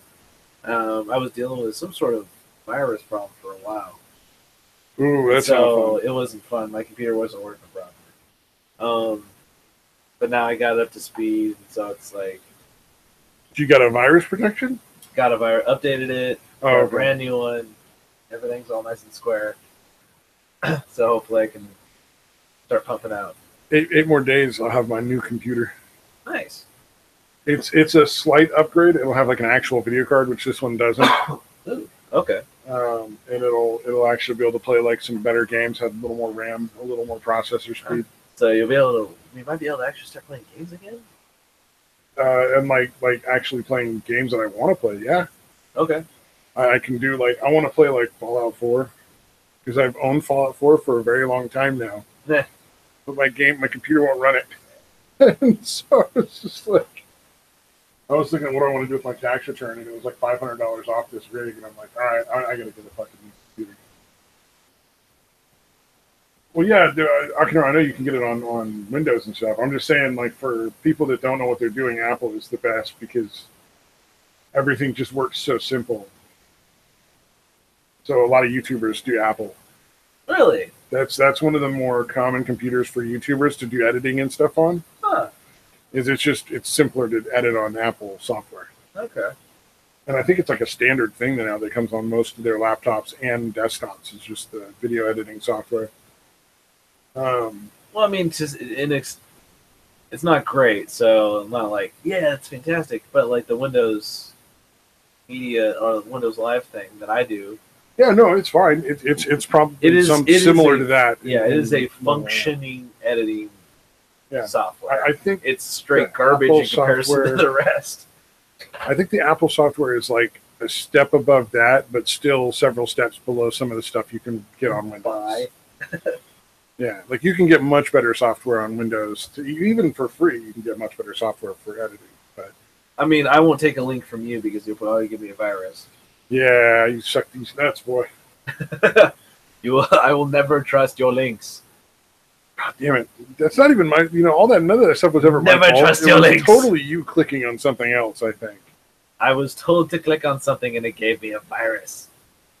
I think you clicked on the wrong thing because I think you weren't listening. He told me to click on. No. Here we go. Let's You dick. check this particular one out. I thought this was an interesting one.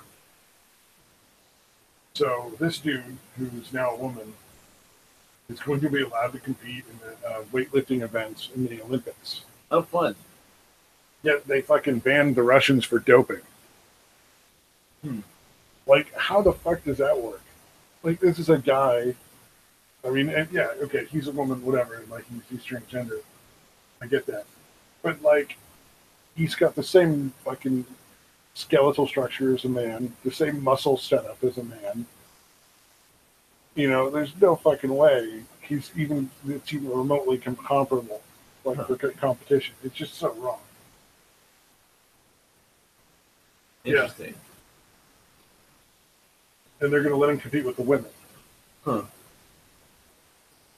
It's just like, I can't fucking... I mean, it's like, just imagine that. Like, if they were like, all right, you're going to join the women's baseball team. We're just going to put a skirt on you.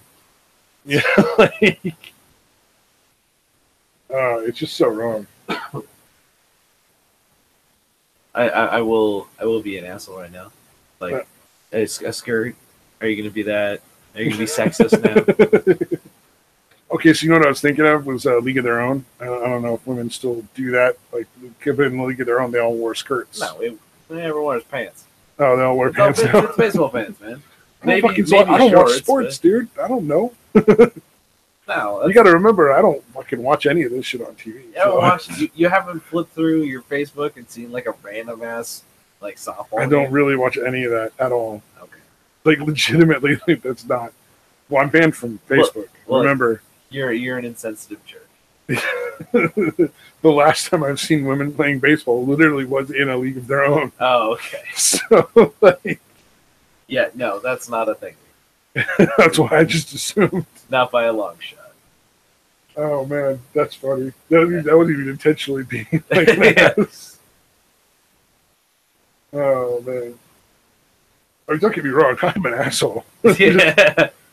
It wasn't intentional in that particular moment. But now that I know, I'm still going to say slapping you on the skirt and making you play baseball. To me, it's just such a disrespectful and inappropriate thing for the other competitors. I understand the drive to normalize like the transgender stuff, but like there's got to be a limit. That's a tough one. Really, To me, it's not really fair. You know, I mean, would you let them fight? I don't know. Would you be down if it was a male who transitioned into a woman and then was in like the boxing for the Olympics, just beating the hell out of a bunch of girls?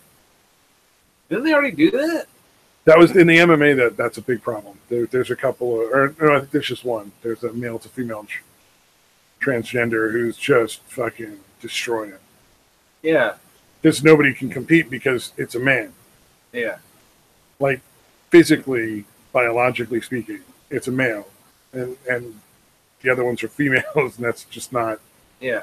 It's not a fair fight at all. I mean, because that still has to be weight class, right? To the weightlifting, I would imagine you just compete in the highest weight class. Yeah, but that means everyone. Even you got a man and a woman that's even weighed the same. A man is still going to be stronger. Like it's just fucking biology, dude. Yeah, I would assume. Still, though, there's like, at least with fighting. Now the difference in the hip structure and the shoulder structure and the shape. Yeah. Men can actually hit harder. That makes sense. It's just the way your body is designed. Like their body is more designed to open up and give birth, whereas men's are designed for striking. You know, like the hunting, defending. Yeah. You know, we're adequate meat shields. Yes. Yeah. I'm still amazed they carried that fucking gender shit that far to allow a fucking male to female transition person to fucking fight people that are just born female. Well, the one I was pointing out was there's a New Zealand male to female transgender who's going to be competing in the Olympic weightlifting in the women's. And it's just like to me, it's like it's bizarre that they're like, oh, that's fine, but they're going to ban the Russians for doping. It's like, well, it wasn't that long ago that there was I can't remember what the sport is, but there was a woman that they was born a woman, had a vag and everything, and they were going to potentially disqualify her because she had too much male something. I can't remember what it was, but male like hormones or something. Yeah, something like that. Like when she talked, she sounded like a dude. She really did. And but again, was she one of those XXY? I'm not sure what it was exactly, dude, but there's like it's sort of like you have the two X chromosomes like you're a woman, but there's like a slight part of the Y chromosome from being a male. It's like a weird genetic mutation. Yeah, let me see if I can find it. It would make sense to me, at least. Yeah, that makes sense. Oh, it looks like we're about ready for Engelhart to take off, so it might be you on your own for a couple of minutes. Trade out. Yeah. You got to run to the bathroom. Now we get to run Engelhart out the door. All right, Engelhart. Well, thanks for joining us. Appreciate it. Yeah, no, it's been. I'm glad I got to be able to come back and finally do this again. And Three Musketeers back again. That's all for one for all. Here. Title of the episode. And to be really happy that we did 50 of these. I mean, all together we've done 50 of the Chatterboxes. Yeah. You know. It's always fun to hit milestones. Yeah, 2 more and it'll potentially. Oh wait, no, we're doing them 2 a week, so we're only like halfway through. We've only been doing it for like 6 months or so. Yeah, but it's still pretty cool. Yeah, and we actually we're still doing it despite the fact that nobody's watching. Yeah, not nobody, but yeah, you know. Yeah. Say goodbye to Akinara. See you later, man. All right, well, I'm gonna cook my shit and get out. All right, you gotta go. We'll see you in the chat in a little bit. Yeah. I'll definitely. I'll bounce in the chat. So last longer than 20 minutes, guys. Yeah. Oh, your phone all the way Yeah, charged. stamina. Nice. All right. Right. Oh, Later. was sleeping. Sorry. All right, later, Hearth. Love you, brother. All right. So I'm going to And I mute mean this for that just a minute, and I will be back. All right, man. I have absolutely nothing prepared, dude, so that's good. Let's see. What can we do here? All right, I think I have something here. I have a list of shit, but I haven't updated it in a while. So, actually, I can't share this. This is a BuzzFeed article. Again, I don't know how to present it or whatever. Again, BuzzFeed, but it says these women athletes were barred from competing because they weren't female enough. And this is from August 2016. So again, not that long ago at all. All right, let's see. 19-year-old sprinter Dute Chan's ability to compete in the Rio Olympics was in limbo. Her fate was not tied up in her race time, but rather a controversial rule for Olympians that said female athletes could be disqualified if their natural testosterone levels were too high. And obviously hers were. That's fucking crazy, dude. High testosterone fall outside the limits of normal female biology, giving them an unfair advantage. So it's, yeah, I don't know, man. It's really strange to me that it seems to have switched in that short a period of time to where that is now, you're allowing male to female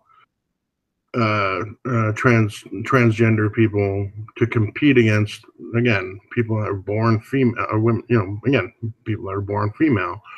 Yeah, and basically, essentially less. No, okay, it's a little over a year. But yeah, it's really amazing how much shit has switched, where they're actually allowing stuff like this. Yeah, I guess they must have gotten a huge backlash, I'm guessing, and I just missed that part. But yeah, they're actually back August last year. This shit was going on. All right. So there's that. Okay. I'm almost out of ideas there. Yeah. Let me go. I have a list. Let's see. Gang stalking? Why is gang stalking on there? All right. I guess I can talk about that. I don't know if you guys have seen the Medicare.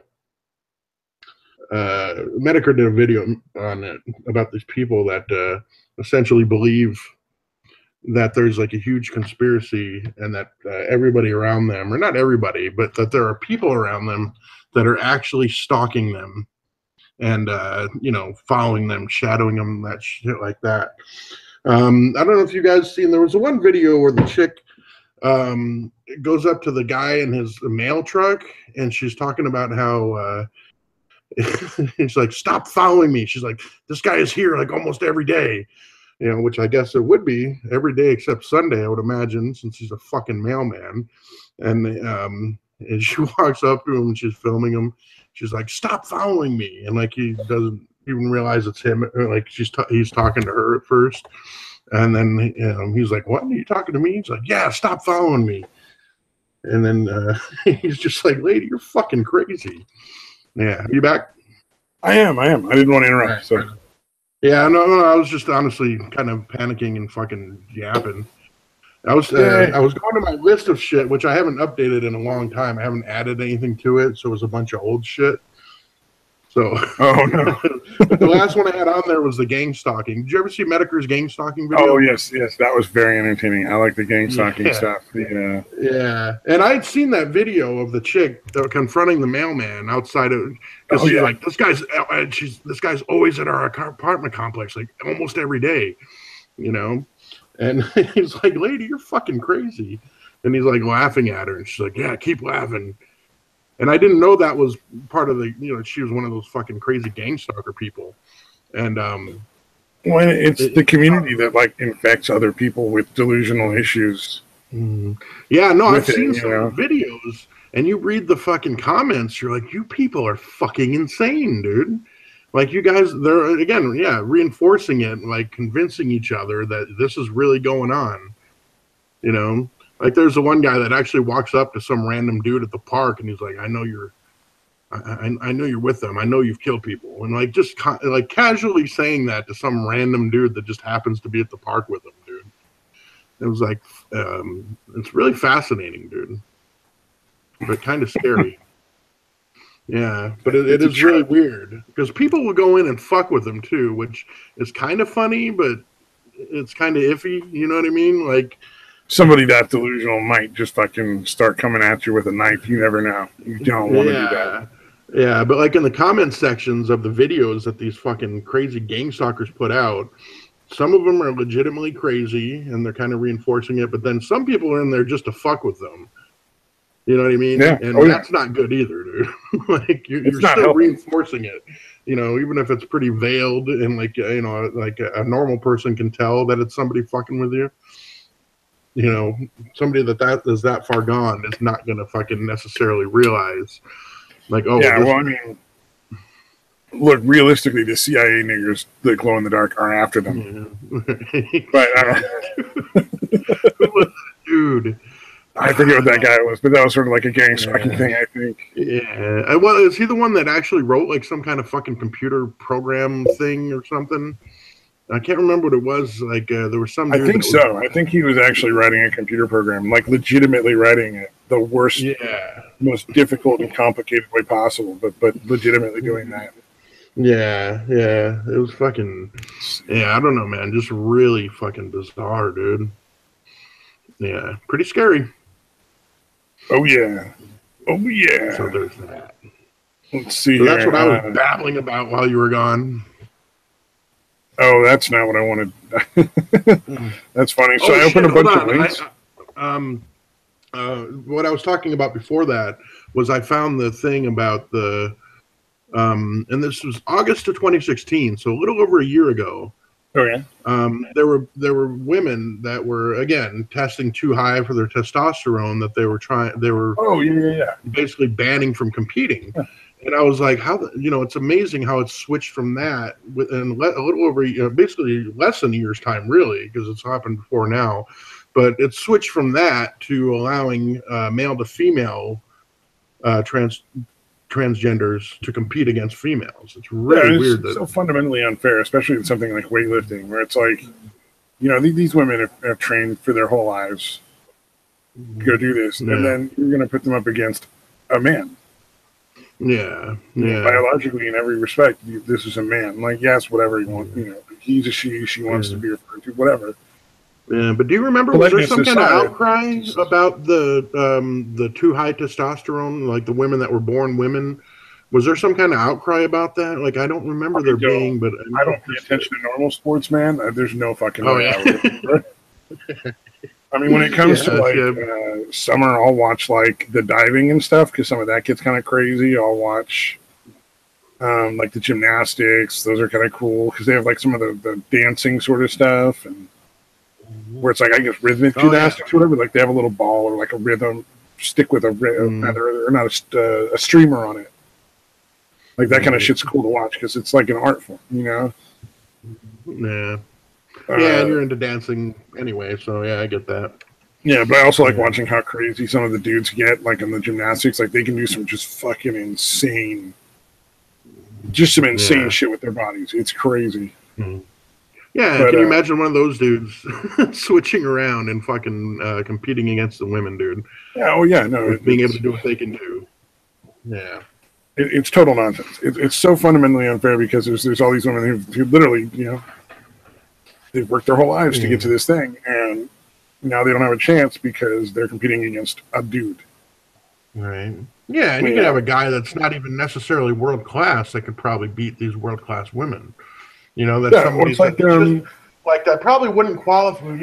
Or almost, would like almost qualify for the Olympics as a man. Well, it's like close so is going to fucking destroy as a woman. Well, to put it like clearly, I'm a fat, overweight, out of shape dude, but I could probably beat most of the women in the MMA. Like if I could get in close and just get like a good punch in or two, I'd probably win in a real fight against most of them. Yeah. There's probably a few that'd whoop me. Like, don't get me wrong. I'm thinking There's a like few that'd Rousey or probably any of kick my them. butt, but the majority of them I'd probably win. Yeah, maybe not the Rousey or that crazy Mexican chick that beat Rousey. That bitch is fucking badass.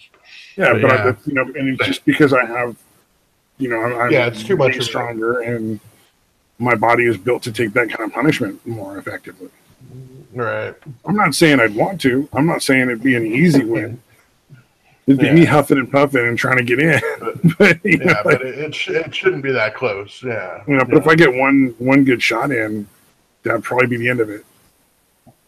Yeah. Or even like I was saying before, you get a male MMA fighter, same weight as a female MMA fighter. The male's going to fucking win, almost certainly. Yeah. Oh, yeah. Same weight and everything. It doesn't matter. He's going to have reach and height. Even with the weight thing, he's probably going to have reach and he's probably going to have height. Yeah. And again, the musculature is different too, right? Like it's kind of more denser muscle and that kind of shit. He's going to have more muscle up top. It's going to drive his punches a lot harder, even though she may have a similar amount of muscle. She's probably going to have more of it down in her hips and thighs. Right. Yeah. He's going to have a lot more upper body strength. There's really no way out of it around it. You can't undo it. I just want to share this. We watched all our viewers. Yeah. I think it's just me and you watching now. I just wanted to share this because I like fucking usually open a bunch of like little stories and shit, like up on the thing. And so I'm clicking through to see what I got, if there was something that was kind of like tie-in or when we finally, run this out. And I accidentally opened up this thing about this cool like pack of Dutch ovens for outdoor camping. Stuff I found. Yeah, Dutch ovens are fucking badass, dude. Camping. Yeah, but this is like a whole set like thing where it's like here we go. So it's you do it like you can do like where the Dutch oven's over it. You can set it up like this where it's like cast iron griddle. Is there one or so there we go. Or you can set it up like that where it's actual like a Dutch oven kind of thing. They got the whole shebang, and it's an 11-piece set. Yeah. Here we go. Shows a little bit better. Oh, cast iron shit, I would imagine. Stuff. Yeah. Yeah, it has to be pretty much. Yeah.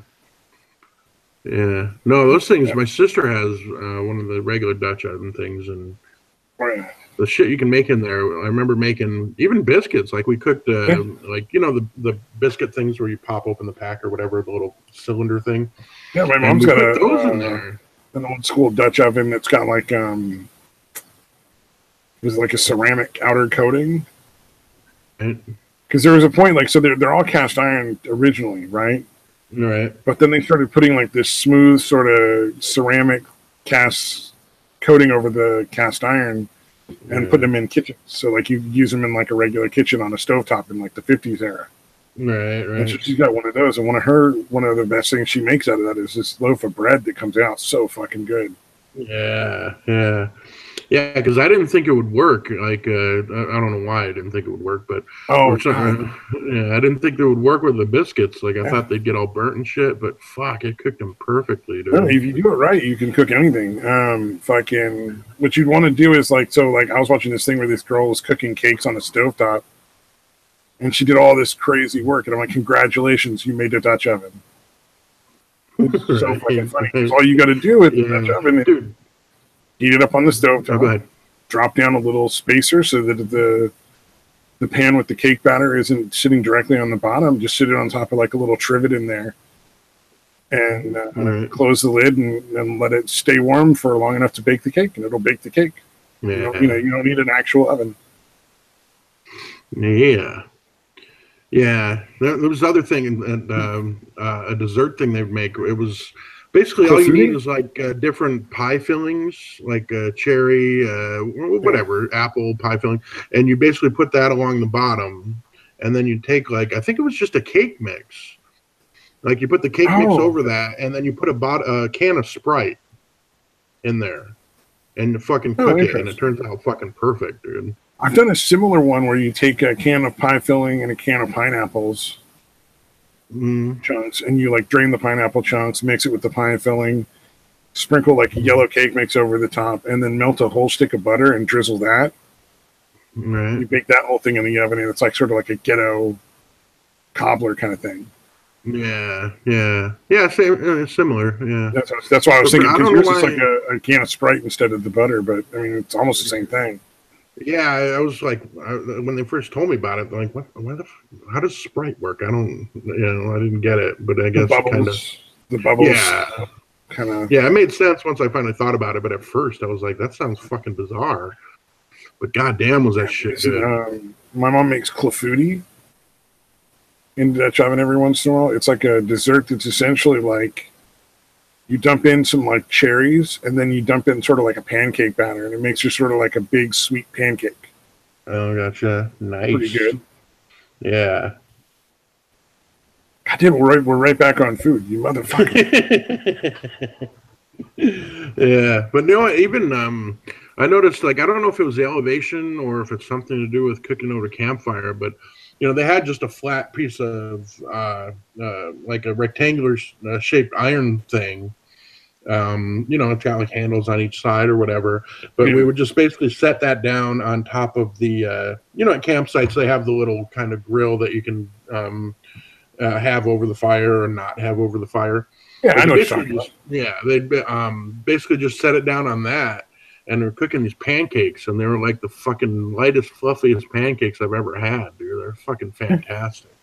Oh, I have a cast iron wok that's just the best.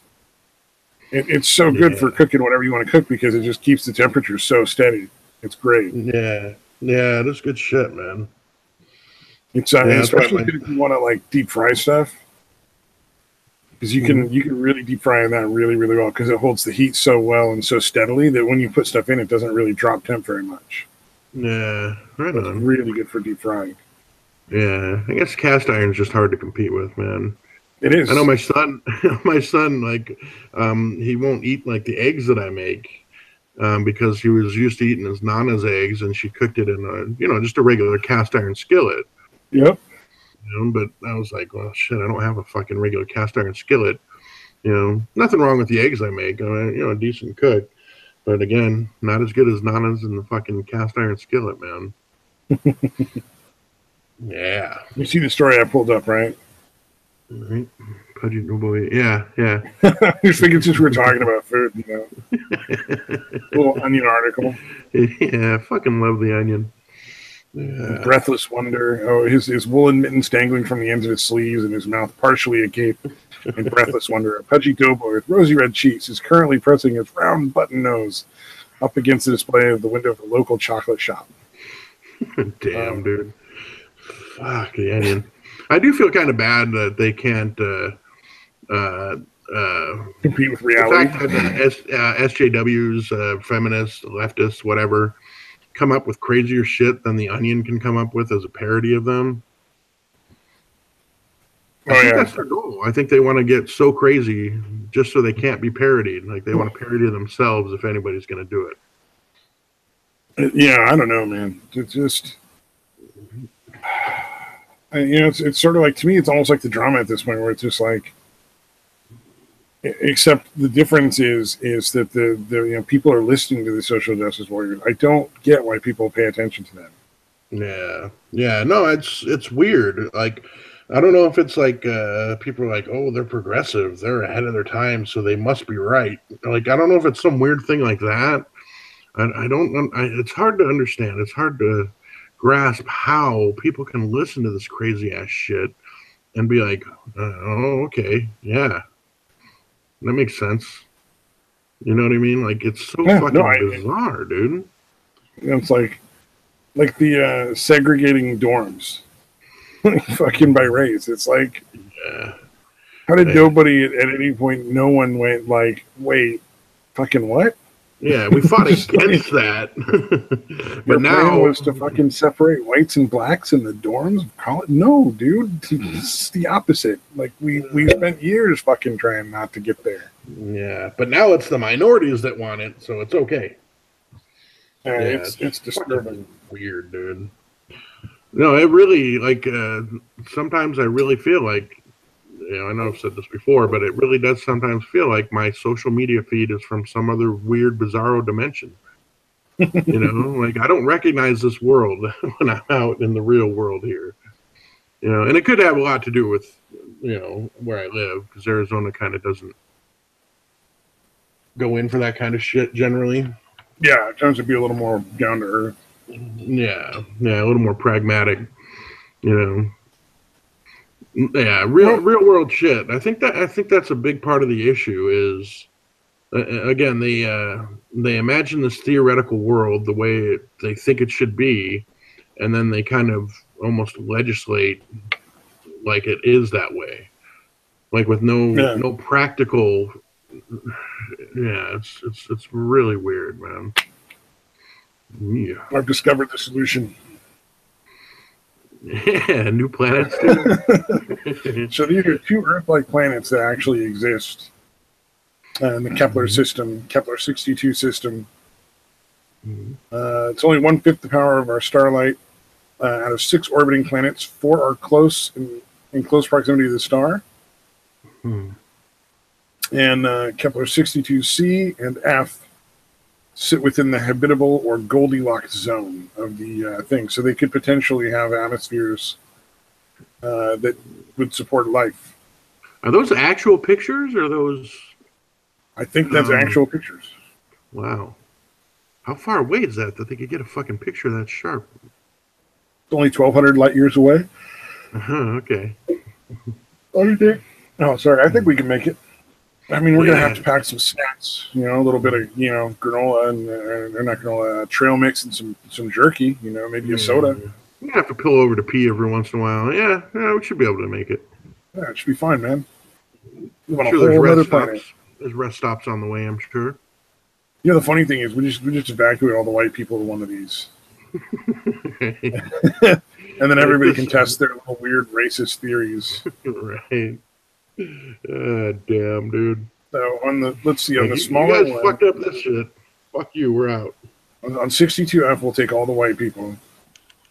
62C can be like the mixed race people that won't fucking separate, and then the rest of the ones can stay on Earth where everything's already done.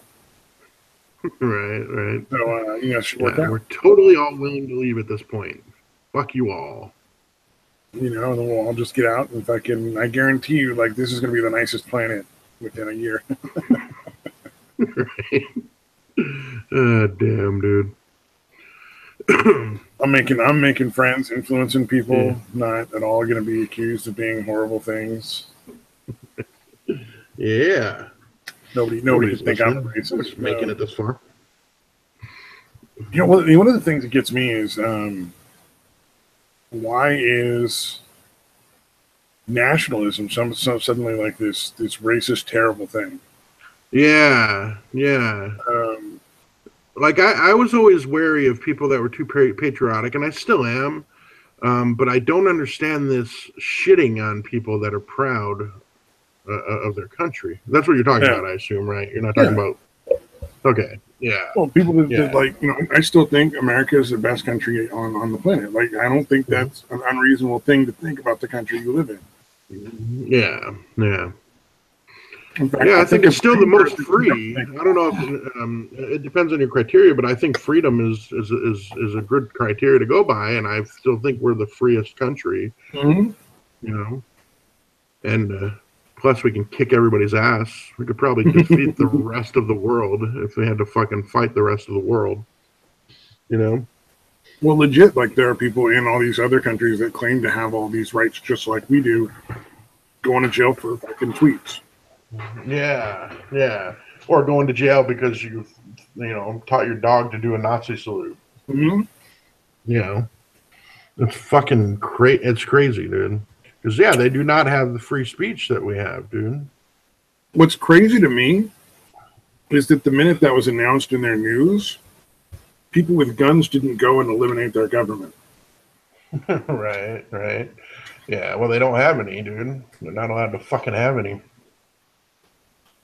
Oh, I'm sure there's like hunters and stuff, but no, like legit, you know, if that happened in the U.S., how long do you think that guy would be in jail?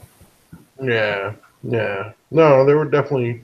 Well, it depends on where it happened, I guess. But I think most places, yeah, they'd be like, "What the fuck are you doing, dude?" Mm-hmm. You know? Yeah. I mean, imagine in like Arkansas. Yeah. If they Yeah. came and arrested somebody, like, you made a tweet that was wrong. I mean, they tried to find somebody over a fucking Facebook post claiming that it was terrorist fucking stuff, and that didn't fucking fly. You know what I mean? Like, Right, right. Yeah, no, it's, I still think, yeah, a vast majority of this country um, still believes strongly in the free speech thing. It's just these people that want to shut it down are just authoritarian fucking assholes, dude. what did you see the Vice bit where the Republican strategist was talking to a bunch of people about Roy Moore, a bunch of like literal Alabamians? No, dude, no. Yeah, he had a room full of Alabamans, and they were all like, "No, we're all voting for Roy Moore." And he's just like, "What?" And they're like, "Yeah." Well, what do you think about the accusations against him? Well, it doesn't seem like there's any proof, is there? Yeah, yeah. There's no charges have been filed, so why would I not give him the presumption of innocence? Wait, you're not buying into the fucking propaganda? He was going after like, well, how many before you say there's smoke, there's fire? Come on now. Like he was really fucking going the other way, and they were just like, no, dude. Like, look, that back in that period of time, you know what? People his age married people that age. Mm-hmm. Like it was not uncommon. It was not unreasonable or uncommon. Mm-hmm. And it doesn't sound like anything went below the clothes, so I don't really see what there is to be making a fuss over. Mm-hmm. Yeah, plus it's just some crazy shit coming out now. You know what I mean? There was a couple of them that said that. There was some lady who was like, "Don't believe the George Soros propaganda." Come on now. Right. That's awesome, dude. Yeah. So there's hope. There's still hope, man. They can't take over all the way. There's going to be too much. There already is pushback. I don't know. I kind of go back and forth on the hope thing. Like sometimes I feel like it's hopeless. Well, it's eventually it's going to break. The question is how long. I mean, will it be? Yeah. Will it be 5 years? Will it be a decade? Will it be like, another couple of years? We don't know. Yeah. Yeah. It seems like it's on its way out in some ways, and then other ways, it seems like it's going to be a lot harder to kind of root it out because it's so entrenched in strategic spots. Again, government, especially at fucking colleges. Getting Trump into place and stopping the mass immigration. Mm-hmm. If we can make that a big part of the platform for the next 10 or 15 years and also getting illegal immigrants out, we can actually get rid of a lot of their voter block. Yeah, yeah. Which will take a lot more of their power away. Yeah, for sure, Ben. Because that's a lot of what's going on. It's just globalists using that agenda as a way to get more votes.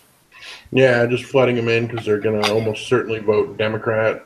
Well, and notice, these mass immigration, they're always in the red states. Yeah. And always in the red areas so that they can try to unbalance that power base. Mm-hmm. Yep.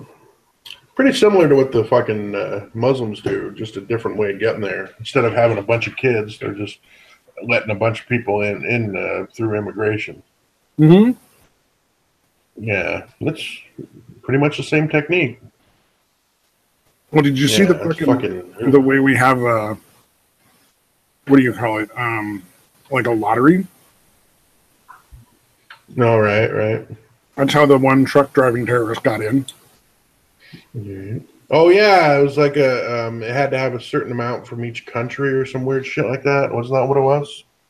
Well, they basically just be like, well, we don't have any from this country, this country, this country, so we're going to have a lottery and just hand out free passes. Yeah, no, not merit based at all. Yeah, so these people like have no fucking skills or abilities or any sort of way of making a living here. They don't speak the language. Basically, we're just, setting them up for failure. Sort of like, what do you call that shit? Where they keep giving people from fucking inner city schools like free rides to college. Yeah, I don't know what you call that either, but affirmative action? Like affirmative action, sort of like scholarship type things.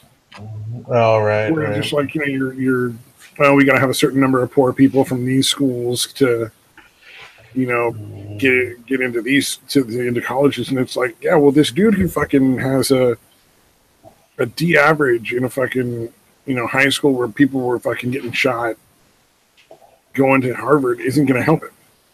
Right. Like, he's so far behind and completely incapable of doing that you're just setting him up to fail. Yeah, that's the other thing, is they don't want to accept that, intelligence is different. I'm not talking about racially, but just. Well, I mean, in that case, it's not even about whether intelligence is different. It's the education is different in those areas. So, like, in poor areas, you don't get as good of an education. Yeah, they're not going to even have the foundational. So the guy that didn't put any work into getting into Harvard, didn't, study his ass off every day, work as hard as he could to get, the best grades and fucking apply to all these different scholarships and look for all these different ways of getting loans to get into Harvard. Like, that guy doesn't get in.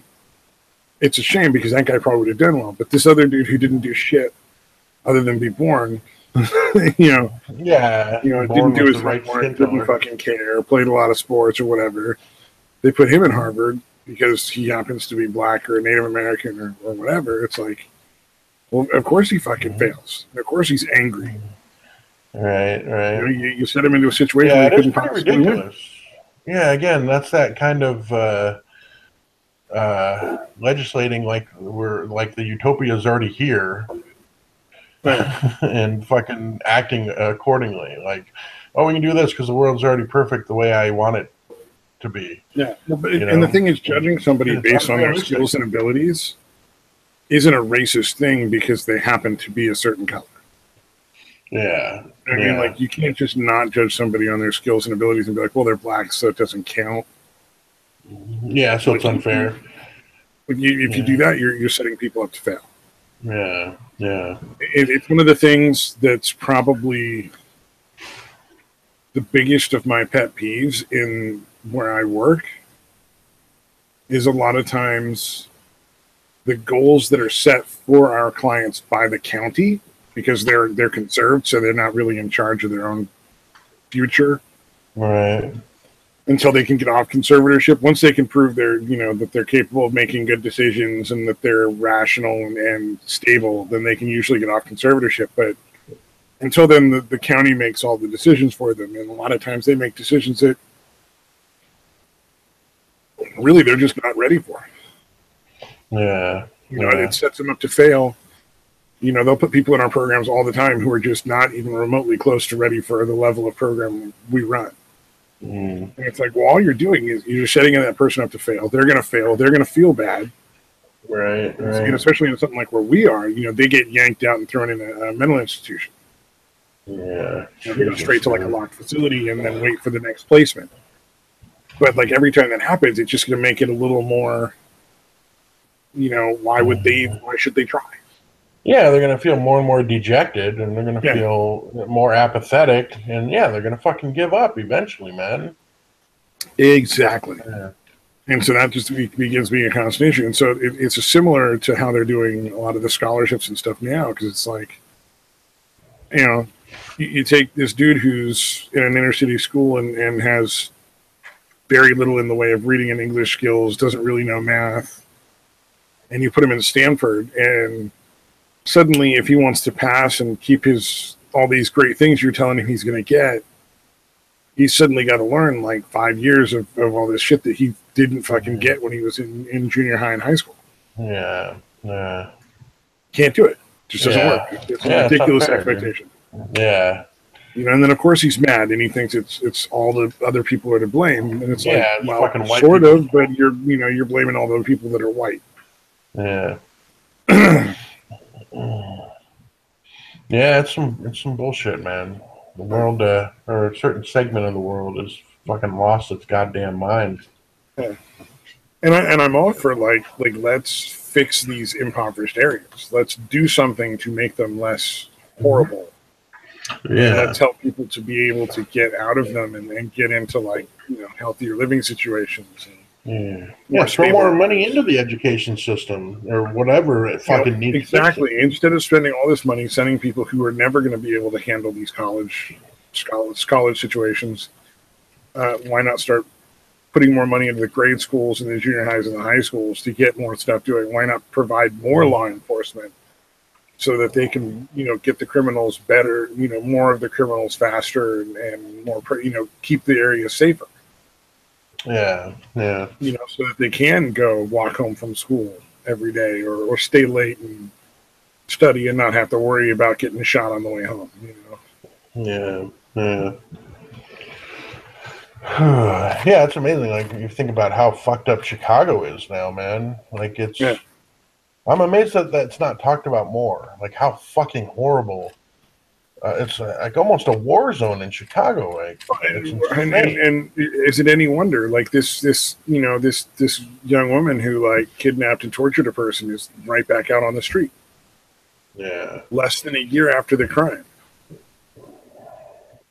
She's just right yeah, back out on the yeah. street to do whatever the fuck she wants. It's like, well, I don't see why she's not going to just go do it again.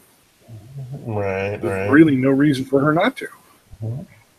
Yeah, she's just going to get a slap on the wrist. Plus, anyone else in the neighborhood is going to be aware of that too. And they didn't Yeah, even have to go through the ordeal of getting arrested. They're like, oh, she didn't even have any jail time, really. yeah. When So is she going to fuck, have why a wouldn't vendetta I? against this poor kid? Oh, pardon Yeah, me. So that, I was yawning. Is she going to have a vendetta to this poor retarded kid? Like, is she going to go after him? Like yeah. Mhm. clearly that the four of them have no fucking remorse. They're sociopaths. I mean, you don't do that as a group if you're not sociopathic. Yeah, that was really fucking disturbing for me to watch, dude. I don't know about you, but yeah, it No, was it was really hard to fucking watch. disturbing. I've heard worse. I've heard the stories of worse from the clients I work with a lot. So I mean, Mm. to me, it's like I've already been like through. I've had to wrap my mind No, around worse situations. yeah, yeah, that's true. I assume there's a lot of abuse in the clients you have. Yeah, Not I all of mean, them, but people being shut in closets and kept awake for days on end, sexual abuse, other forms of physical abuse, right, right. beatings and whippings and tying up and all just Yeah, things. Yeah, it's pretty bad.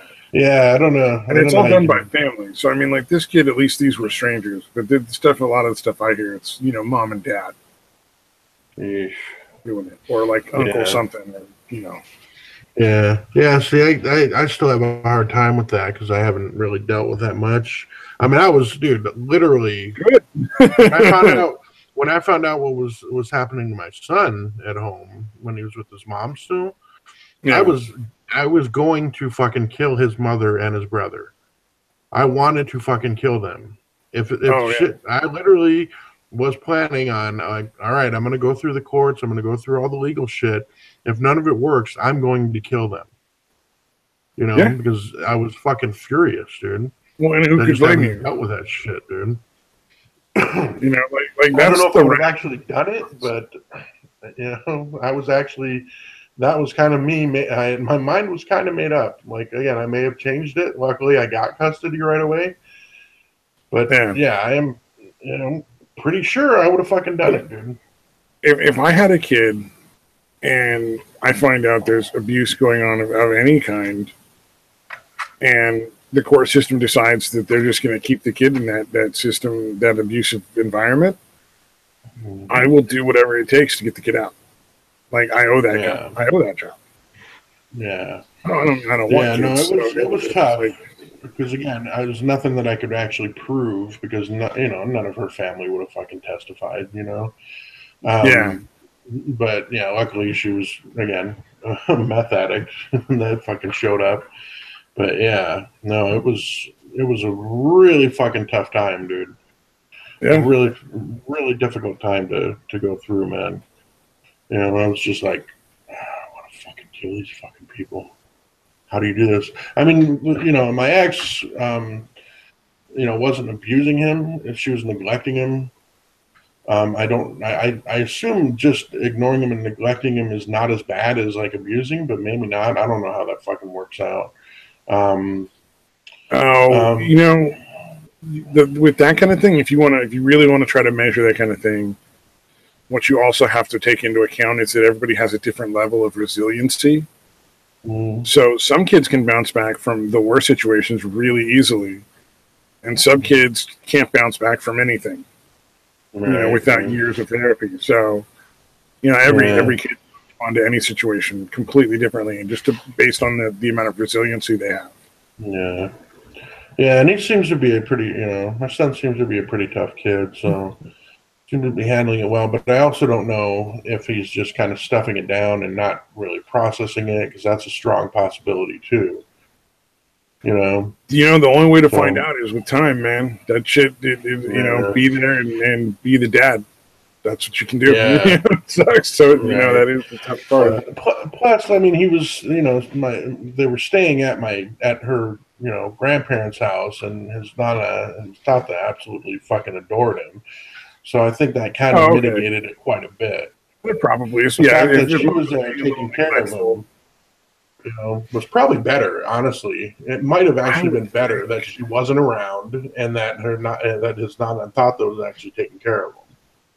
I would think there's probably going to be at least some resentment and feelings of issues with self-worth. And this is just a generic, maybe kind of thing. Like, I would think that there'd be a little bit of issues with self-worth, like, why did my mom not want me enough to take care of me, that kind of thing. But who knows? I've done my best to stress to him that it's not him, it's her issue, and it's her loss, that kind of shit. Well, and like I said, who knows? He might be completely fine too. It's he might literally just be like, oh yeah, it's just fucking addicts. What are you gonna do? Yeah. Like I said, all you can do is you can be the dad and just be there. He doesn't have any behavioral issues. Like, he doesn't get in fights at school. He doesn't, he's teachers love him. He's respectful. He participates in class, that kind of shit. So, I mean, it looks okay, but I just, I worry. I fucking can't help worrying. Like a parent? You worry like a parent would worry? That's so weird, man. No, but I mean, you're doing what you can. You're being there for him. You're doing all the stuff that he needs you to do. So, if anything comes out, be there then. You can't make somebody get that stuff out and work with it, especially not kids. There's this sort of movies and TV kind of make us think that if you just have the right conversation, it's going to unlock all this stuff. And really, it's it just takes time for that person to be ready to deal with whatever it is that they got to deal with. You can't make somebody get better, kind of thing. And that's the takeaway for anything, is just like, what you can do is make sure that person knows you're there for them. Whether it's a friend or a parent or a sibling or whatever. And he definitely that's all you can do. Obviously, And I fucking actually did what I had to do to fucking get him the fuck out of there. Oh man, and do my best to fucking let him know. Yeah, exactly. It's not him. It's she's got the issue. It's her loss to not being in his life and that kind of shit. So yeah. I think he gets that. I think he really does. So that helps a lot. Although I haven't really checked in on it. At least every once in a while, I ask him how he's feeling about the shit, and I haven't done that in a bit, so I probably need to do that. Yeah. Don't be surprised if at some point he's like, "Fuck's sake, Dad, knock it off." You know what I mean? Sooner or later, you're gonna get that kind of that asshole teenager behavior. So be ready for that. Yeah, and actually, for a while, it literally was like because I was literally always here.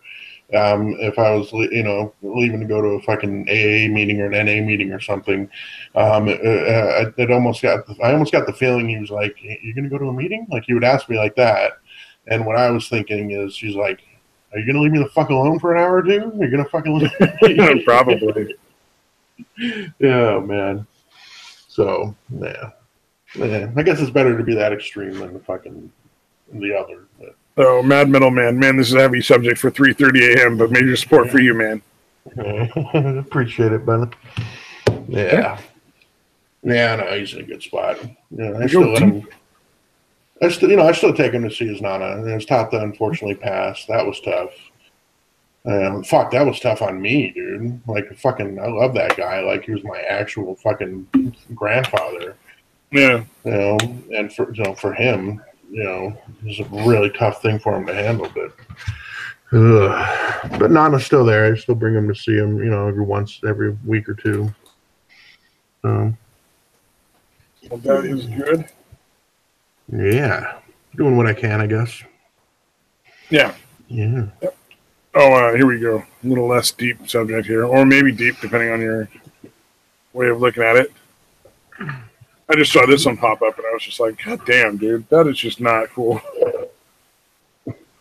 Wait, there's this reptile prawns out there. I know just what to do, and it's pouring a glass of bleach with "I'm so thirsty" written on it. So that's why I was saying maybe that's why Liz has sort of changed her tune, and she's like, "Oh, I wish those prawns weren't out there now," because like shit like that, man. You only hear that so many times. Like, you can ignore a lot, but at a certain point, like there's only so many fucking people saying shit like that. Constantly hearing how unattractive you are, like, yeah. And although I still do find it fucking hilarious that her fucking husband is still living there with her. Fucking Satyr Cat is still staying in the house with her. And I'm like, dude, there's no way they're not fucking still. Like, you know what I mean? Like, I find that pretty much impossible to believe that they're not still fucking. But I could be wrong. Yeah, what did you say the name was? What? The porn name? I think it was Luna, Luna, Luna Reptile. Oh, Luna Reptile. Okay. I think that's what they said. Somebody on the stream there was. That literally popped up with Leona Lewis, like a singer.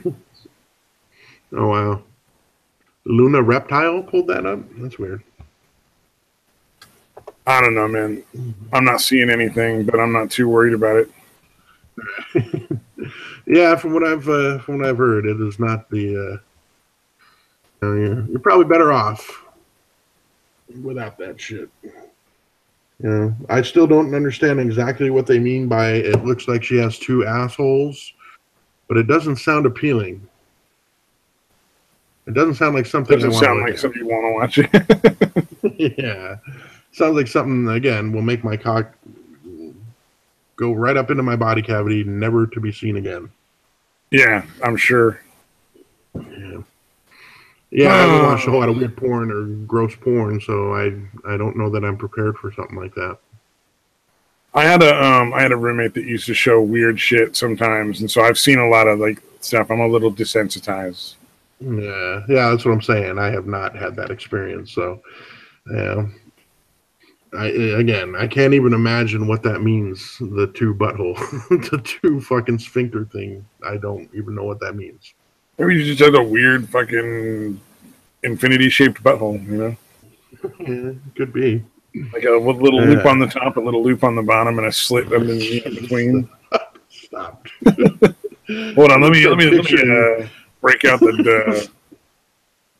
Here we go.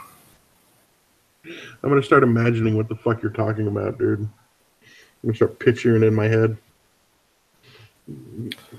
Here we are. I think I've drawn that. Let's see here. Jesus, I don't know. Fucking asshole. Here we go. This is what I'm picturing, like a butthole shaped like that. Yeah, and then when she farts, it just comes out like a squeaky sound. Like, see? Fucking asshole. I did not need that dude. I didn't say I was disappointed that I couldn't imagine what it was. Fucker. Oh, man. I just, I had to throw something silly out there. We were getting a little heavy, and I'm like, let's throw some silly shit out there. Oh, man. Fucking I guess Tom Hanks. It is kind of. But no, you were. Go ahead. It is kind of. No, I was gonna say. I guess like if those two really believe that they hit the jackpot and finding each other, that's kind of a beautiful thing, I guess. But I don't know how sincere they are in that. But let's be fair, man. Liz Reptile's channel has always been about drama. Right. It's always been about drama. She feeds off of it. She gets her money off of it. Dark Art passed on, and she had a big stream to fucking remember him by that was, I'm sure beneficial to her in all sorts of financial ways. Mm-hmm. I don't know if it's drama in her case. I think it's pity, dude. I think she plays fucking pity shit. Like that's what I'm saying. She always has drama going on in her life, so people will pity her and give her money. Yeah. Okay. I gotcha. I don't know what's going on, but she's always got plenty of energy to like stream and shit. I don't know why she couldn't be like working like an IT desk somewhere. She's not. Yeah, this is true, man. She's got enough intelligence to like, make cartoons and animate. Like, I'm sure she could help people figure out how to like fix their fucking internet connection. Mm-hmm. Yeah, this is true, man. But she's learned I'm guessing that's been a thing throughout her life of getting shit by the woe is me routine. Mm-hmm. And she's gotten by with it. So I'm sure it becomes addictive. And it's like, look at the cunt stream. Like a big part of what grows that channel is them getting people to harass. Yeah. Now, whether it's justified or not, I don't, isn't the point for me. It's just like they keep singling out people and harassing them. And I kind of feel like Tonka and Failure do that in a similar fashion, and like, hey, if people are into it, people are into it. I don't, it's not like I'm trying to be super like I'm a better person because I'm not. It's just, Yeah. Honestly, I think it's Failure more than Tonka. I really do. I think Tonka. I would agree with that. Yeah. I'm just lumping them all in as a general thing. Like this sort of this it all feeds on this sort of general malaise of just over dramatic nonsense. Like I don't hate anybody. I don't hate any of them. Yeah, definitely. Yeah. Oh, Mad Metal Man says he thinks you're better. I appreciate that, but I like to talk about weird shit. I actually was thinking that earlier too. I was watching the cunt stream, and I'm like, you guys are kind of shit. You guys kind of suck. Like, I was listening to the jokes. Wrath of Controversy makes these like kind of really cheesy jokes, and he does this weird, nervous kind of laugh / guffaw after every joke he makes. It's I don't know.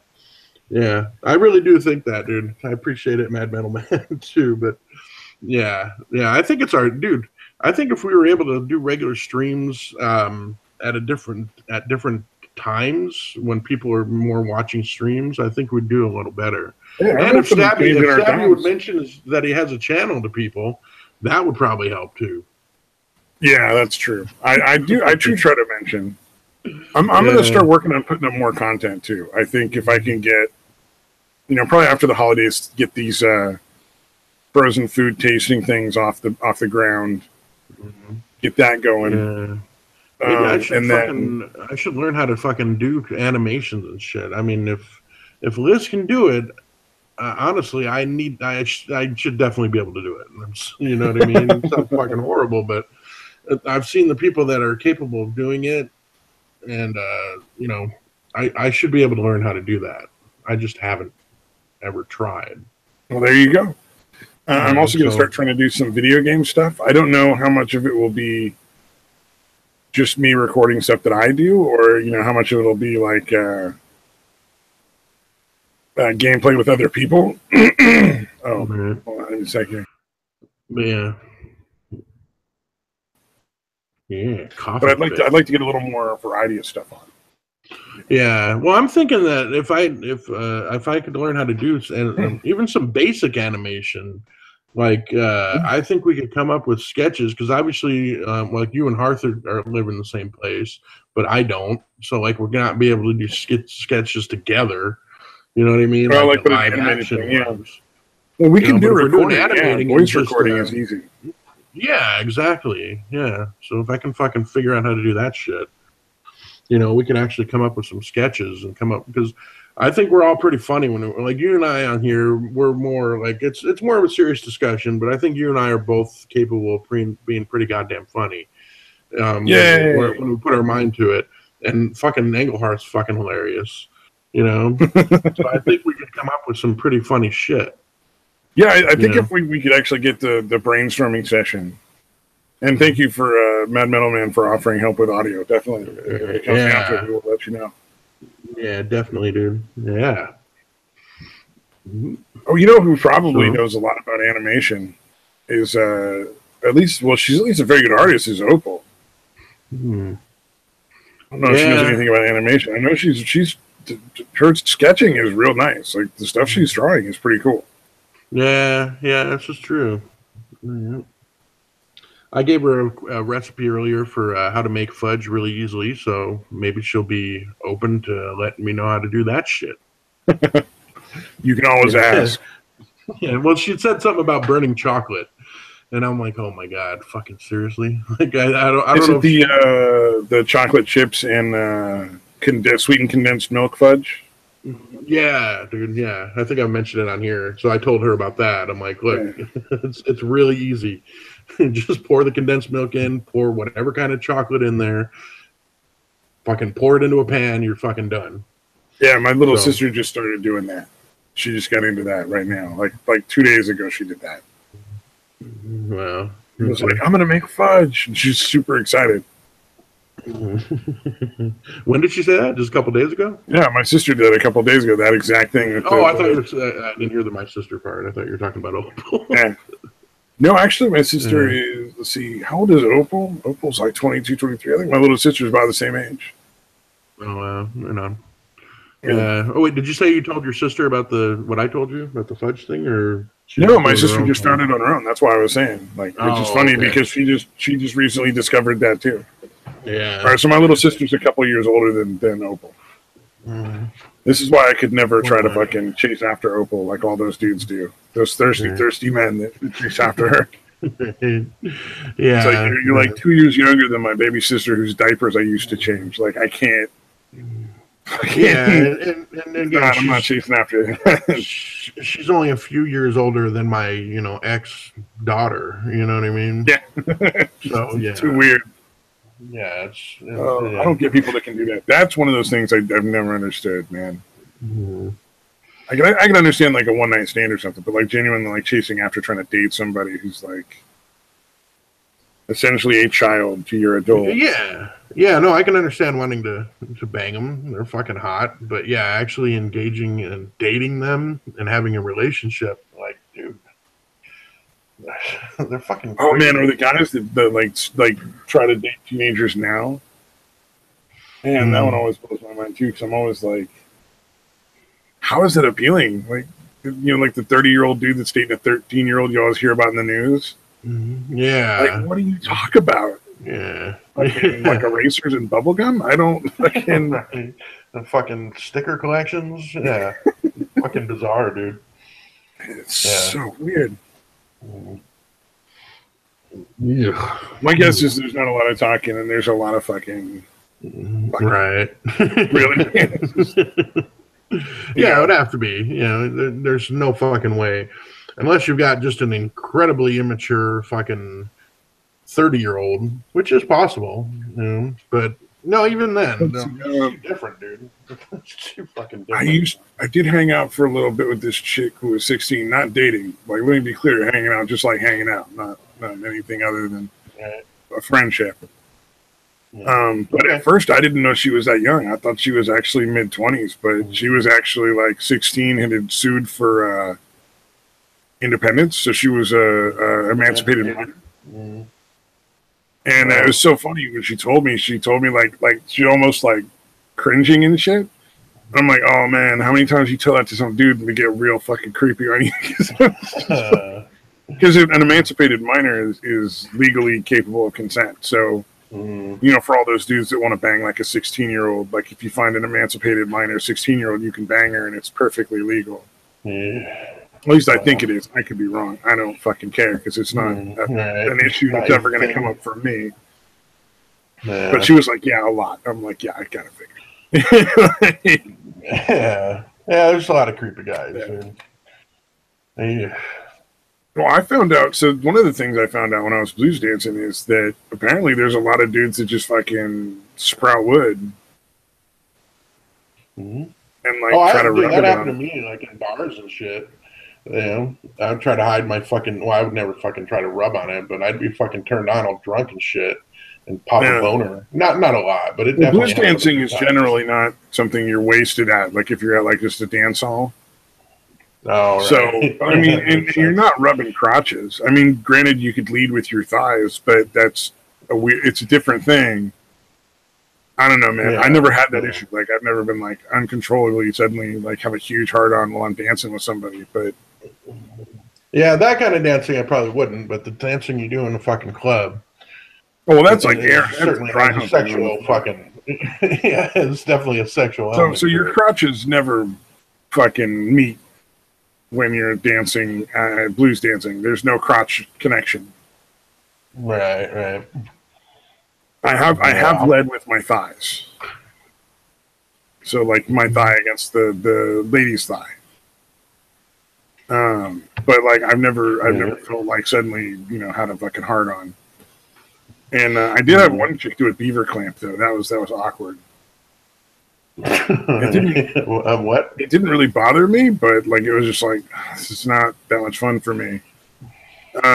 Beaver clamp is when they fucking lock on your thigh so that the fucking your thigh is right up on their cooch. All right. Okay. I kind of figured on each side and hold it there while you're dancing back and forth, and then kind of grinding on them a little bit. Fucking clinging to you. Yeah. Like she's grinding on your leg essentially, but she's locked both legs on either side, so you can't get your leg out. Yeah, that's what I'm saying. That seems like great for her, I guess, but I would find that fucking creepy. Well, especially since I didn't know her. But you know, just like it didn't. I don't know if I can. So I used to have really bad boundaries because I got beat up a lot when I was a kid. Like somebody fucking puts hands on me, I don't like it. Right. For a long time, I didn't like anybody putting hands on me for any reason, other than like family and like really close friends. Right. And would probably swing on somebody for doing that. Yeah. Because I just got beat up so many times when I was in kindergarten, like first grade kindergarten and stuff like that. Yeah. And so in a respect, like dancing got me over a lot of that, and I just kind of went sort of like way fucking over the other edge. Yeah. And it's just like I just don't fucking have those physical boundaries as much anymore. Like so, it was just sort of like, oh, this is what I'm doing for the dance, and just grinding on a cooch, whatever. Yeah. I wasn't getting anything out of it. My leg was not a sex organ, so. Yeah. Did you see Mad Metal Man's last one? Oh no! I've got all sorts of cartoons playing in my head over that one, over Beaver Clamp. Yeah. Yeah, the Beaver Clamp was a trip. Yeah. I'm trying to look for a video that shows like the like a good basic steps so you can see like what I'm talking about. No, I think I think I get you, dude. Yeah. I'm somewhat familiar with the blues dancing or swing dancing kind of shit. Oh, I just mean because I know there's other people that watch after this. At least I think there are. I don't know. They're not getting this far, dude. No, I'm just kidding. They might watch. They're not getting this far into the video. Let's see. I'm just kidding. I hope. I don't know. Maybe not. Mm-hmm. But here we go. So like that, except like my leg is further out, and then Okay, he's doing weird shit now. I don't know what they're doing. That's not blues dancing. There we go.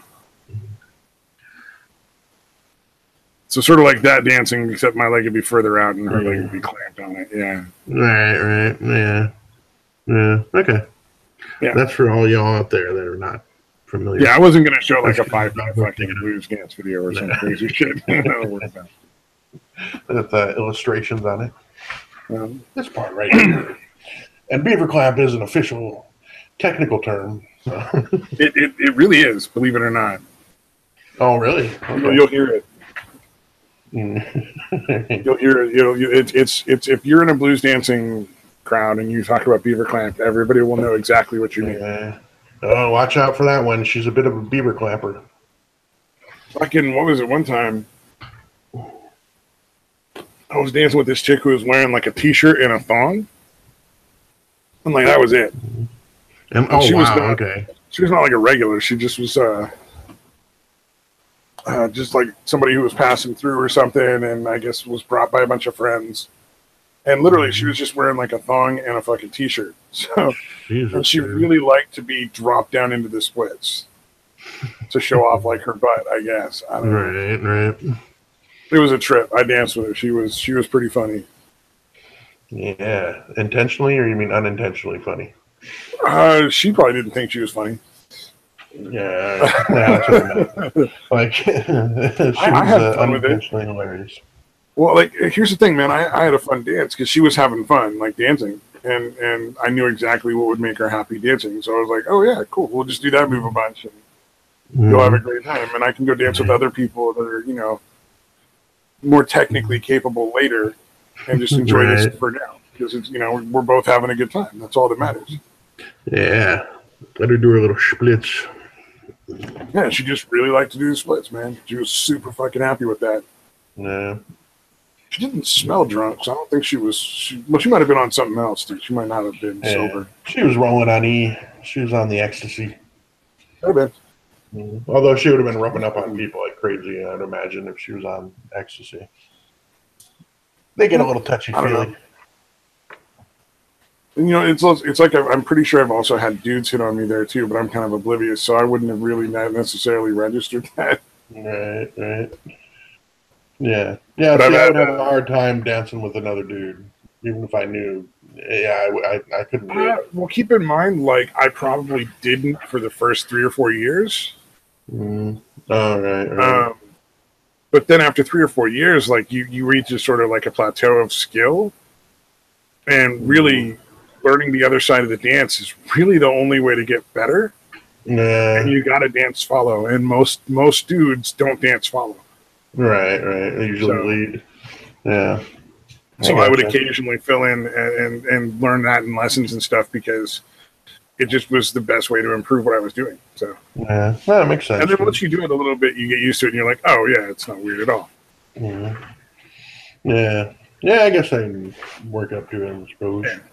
But I think you kind of want to learn that shit between when you're not down with it, and then suddenly after 5 years of working on stuff, you're like, oh okay, I guess I'm cool. Yeah, why not?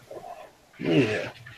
Yeah, I was always I don't know if I've ever seen a whole lot of blues dancing, but yeah, I would watch like swing dancing, that kind of shit. It's similar, right? Same basic roots. It's both based in like African dancing, yeah. Yeah, so I mean, like, I kind of found that shit interesting, and I was kind of interested in doing it. My ex-wife wanted to do like ballroom dancing, and I don't know why, but I just had no interest in that at all. Yeah. So yeah, never did any of it. Well, actually, swing dancing is considered ballroom dancing. Oh, really? So is blues. There's ballroom blues. But essentially, what they are is they took ballroom dancing that they were watching, like these African slaves and ex-slaves and kids who weren't allowed in the dance halls because they were black and the dance halls were white people only. Right. And they would go back to their juke joints and their music clubs and take their African dance moves and mix it into the ballroom stuff that they watched. And so that's what swing is truly an American dance. Like swing and blues dancing are probably the closest thing to folk dance that American has, like United States American, not Native American. Right. Right. Yeah, ballroom would be like a traditional waltz. Yeah. Right. I never did learn like a traditional waltz. I learned a progressive waltz, which is much, much easier, but it's not nearly as cool. It's not that spinny, going around the room in circles dance you see on like movies. Like that's the one I would love to have learned. Right. Yeah, I just wanted to throw a chick around and be able to fucking not like fucking hurting. Swing is way more fun. Yeah, if you're gonna do it, swing is way more fun. I've done salsa. I've done some tango. I've done a little bit of like foxtrot and some fucking.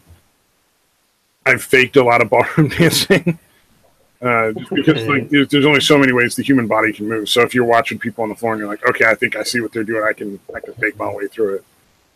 Yeah. And I gotta say, swing dancing is so much more fun. Like Lindy Hop, East Coast, West Coast, hands down. If you have to choose between fucking foxtrot or like a progressive waltz, I'll take the swing any given day of the week, and I'll take blues over swing. But right, yeah, it's a lot of fun. Yeah, yeah, no, it definitely looks like a lot of fun. Yeah, but I just never actually got into it. Like you said, just for whatever reason, the ballroom dancing. Like again, be really interested to do the swing thing, and then absolutely no interest in ballroom dancing. It's just kind of a mental. I assume, for in my case, like the ballroom dancing seems like kind of stuffy and. That's exactly what Mad Metal Man said in the comments. He's like, too high class for me, and I'm going up there. Anything do that fancy. Right. No, and actually, I would agree because a lot of the places where they do like the where you can learn like waltz and stuff like that, you have to wear like a suit and tie and shit. Oh yeah. Like the women wear gowns, you wear like a fucking suit and tie. And it's like, you know what? I'd rather go somewhere where I can wear a pair of blue jeans and a t-shirt and not fucking be incredibly uncomfortable. Yeah, yeah. Well, that may have been why. Although I doubt here, whatever dancing classes my ex wanted to take, I doubt they were going to require that here. But you never know. Oh, there was a dance hall when I was in the area I'm in. There's a couple of dance halls, and one of them is for kids only. But it's like super fucking high class, highfalutin kind of thing. And like the girls have to wear like a dress that goes down to their knees and like white gloves, and fucking they have to have their hair cut back like in a ponytail or a bun or something like that. And then the guys have to wear like slacks and a dress shirt and a tie. And like there's rules about how long you can touch hands together, and like just wow, it's also incredibly regimented. Yeah. So and then there's another dance hall where just like to learn how. This isn't like an exhibition you're talking about. This is just to learn, just to take the class. Yeah, they would just learn and then occasionally go there and dance as like at organized dances. Right. But I mean, when they're in the learning part, they have to dress like that, even when they're just practicing or whatever. I think so. Or was it? Yeah. See, I wouldn't. Yeah, I'd never fucking do that. But those are for kids, like under 18. Like once you're 18, you're no longer allowed there. Oh, yeah, true. And then there was another dance hall that was just any age, and they're all just like t-shirts and blue jeans and fucking whatever you want to wear, like skirt, dress. They don't care as long as you're not, flashing people stuff and getting upset over anything. Right. Because I know there was plenty of girls who would flash their, do like a spin or something, and their skirt would fly out, and they'd flash their underwear, and they just didn't care, whatever. Right. Mad Metal at my dance studios wear leather. All Gimps and Doms get half off. Yeah. See, you got to remember, though, I got so far into dancing that I was capable of teaching beginners, and there was a couple of times when I was offered opportunities to run like a blues dance room where I would teach lessons and run like DJ the night. Yeah, at a couple of places. So like, I got really fucking into it. Yeah, well, no, it sounds like you and Harth is still pretty into it, right? He's doing competitions and stuff, which is cool. And also, I should be clear when I say that I was a terrible teacher. Why is that? I am not good at breaking stuff down very well for students and taking the time and going slow. I'm just not that good at it. You're like, here, just do this. Exactly. I'm so excited about like people doing it that I can't. I don't know. Like I can't break it down enough that it's not like impossible. Yeah, gotcha. Yeah. Sort of like I keep showing it, but I don't teach it. Yeah. Like it's kind of hard for you to kind of articulate to other people. You can show them, but I know what you mean. Yeah, exactly. And it's like I think that's an important like some people are really gifted with teaching, and I have so much respect for that because it's like, man, I've tried, and that is not for me. I mean, I have all the patience in the world. I just, you ain't never going to get anything out of it. It's just going to be a bunch of confused people looking at me like, God damn, what is wrong with this guy? Yeah, well. Yeah. Oh, man. Yeah, so what else? Let's see. Like in Hollywood is on fire, literally. Oh yeah, I forgot it's Trump's fault. Oh, is that Chelsea Handler? Oh, fucking yeah. So she's kind of alluding to that, which was fucking insane. And just like so I was kind of fucking joking back. I'm like, acting like she was saying, these fires wouldn't have happened if Hillary was president. Like, you know what I mean? Like, I wonder if they actually think that fucking crazily, dude. It's so ridiculous, man. Like the fires happened because they didn't fucking have any, burns. Mm-hmm. Yeah. In a lot of these areas, they need to do burns every year, every other year to keep the fucking leaf litter and the detritus down so that fucking when the wildfires do hit, because you're going to get wildfires.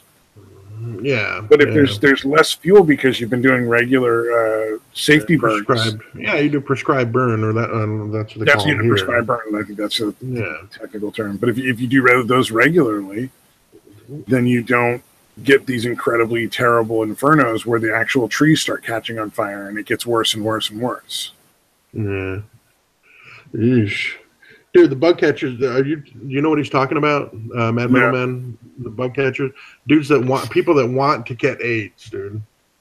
I assume that's what he's talking from about. Fucking Matoker. Yeah, that shit was crazy. Yes, dude. I was like, what the fuck is wrong with people? My comment on that was they should round these people up and execute them. Like, I legitimately believe that.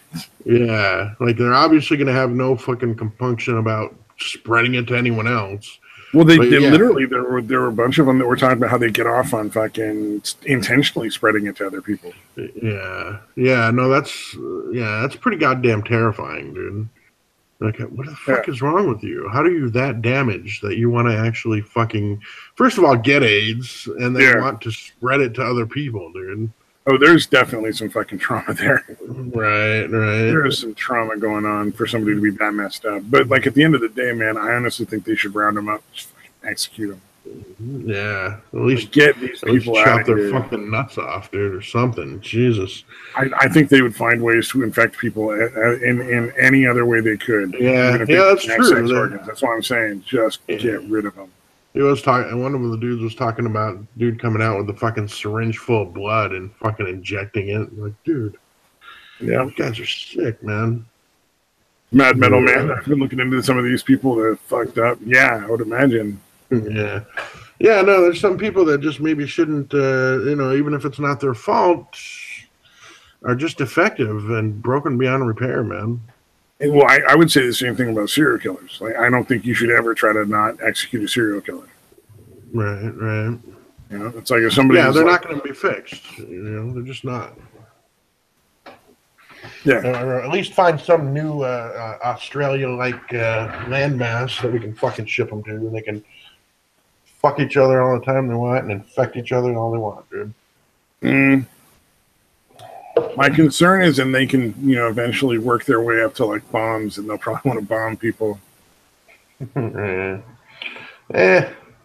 We'll treat it like a fucking again the way they originally treated Australia as a fucking penal colony. We'll keep an eye on them, make sure they don't get too crazy. Just every so often, we'll just drop a few bombs to make sure they don't get too technologically advanced. Yeah, there you go. Knock them back to the Stone Age, fuckers. Although, yeah, you're probably right. Metal. Just euthanizing them is probably the best option. Mad Metal says serial killers, pedos, and bug catchers. Wipe them all out. Yep. Down with that. Mm-hmm. I am absolutely okay with that, sir. No argument. Yeah. Sick fucking bastards, man. It's a trait that I share with Hitler, having the same birthday.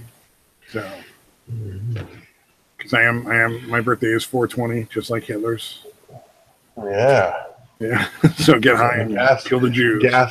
Some segment of the population you want to fucking kill. Murder. No matter what happens, no matter how I celebrate my birthday, I just need to have an ashtray full of ashes. Jesus Christ, dude. Damn. Oh, yeah. I was such a terrible person. Oh, God. I don't know. That was bad. Mm-hmm. Get a joiner in oven. I will blaze it, bro. You got it. Damn. Okay, we've been going for 3 hours. We should probably stop before I end up going to jail. Dude, this is why I can't go back on Facebook, man, because they want my ID, so I just kept sending them pictures of women shitting on plates. It's fucking hilarious, dude. Damn. It's been a while. I should send them some more. I'm gonna have to go take care of that. I've never gotten anything from Facebook asking for any kind of verification. Well, maybe it's because I used my real name. Yeah, see, my Facebook name was Skittles McStabby Pants. For some reason they don't. That's my real name. That's your Christian name, sir? Yeah. You know, I really should just fucking make a fake ID and then send in like a copy of it. Yeah. Yeah, well, man. You asked me you made a ridiculous request, and I fucking responded with a ridiculous solution. Like, yeah, no, that's my real name, fuckers. Like, why the fuck would you ask me that? Yeah, this stream never happened. Nice. Oh shit. All right. Well, yeah. You wanna go ahead and cut it short or not? Yeah, short, I think 3 hours is good. Yeah. Yeah. All right, man. Mad Metal Man, appreciate you sticking around or this long, man. Definitely. Yeah. Tell your friends because Stabby's not telling anybody. It's a streak. The stream never happened, man. Oh yeah, yeah, yeah. Next stream. Yeah, not this one. Don't tell them about this one. All right. Peace out. All right. Later. Bye bye.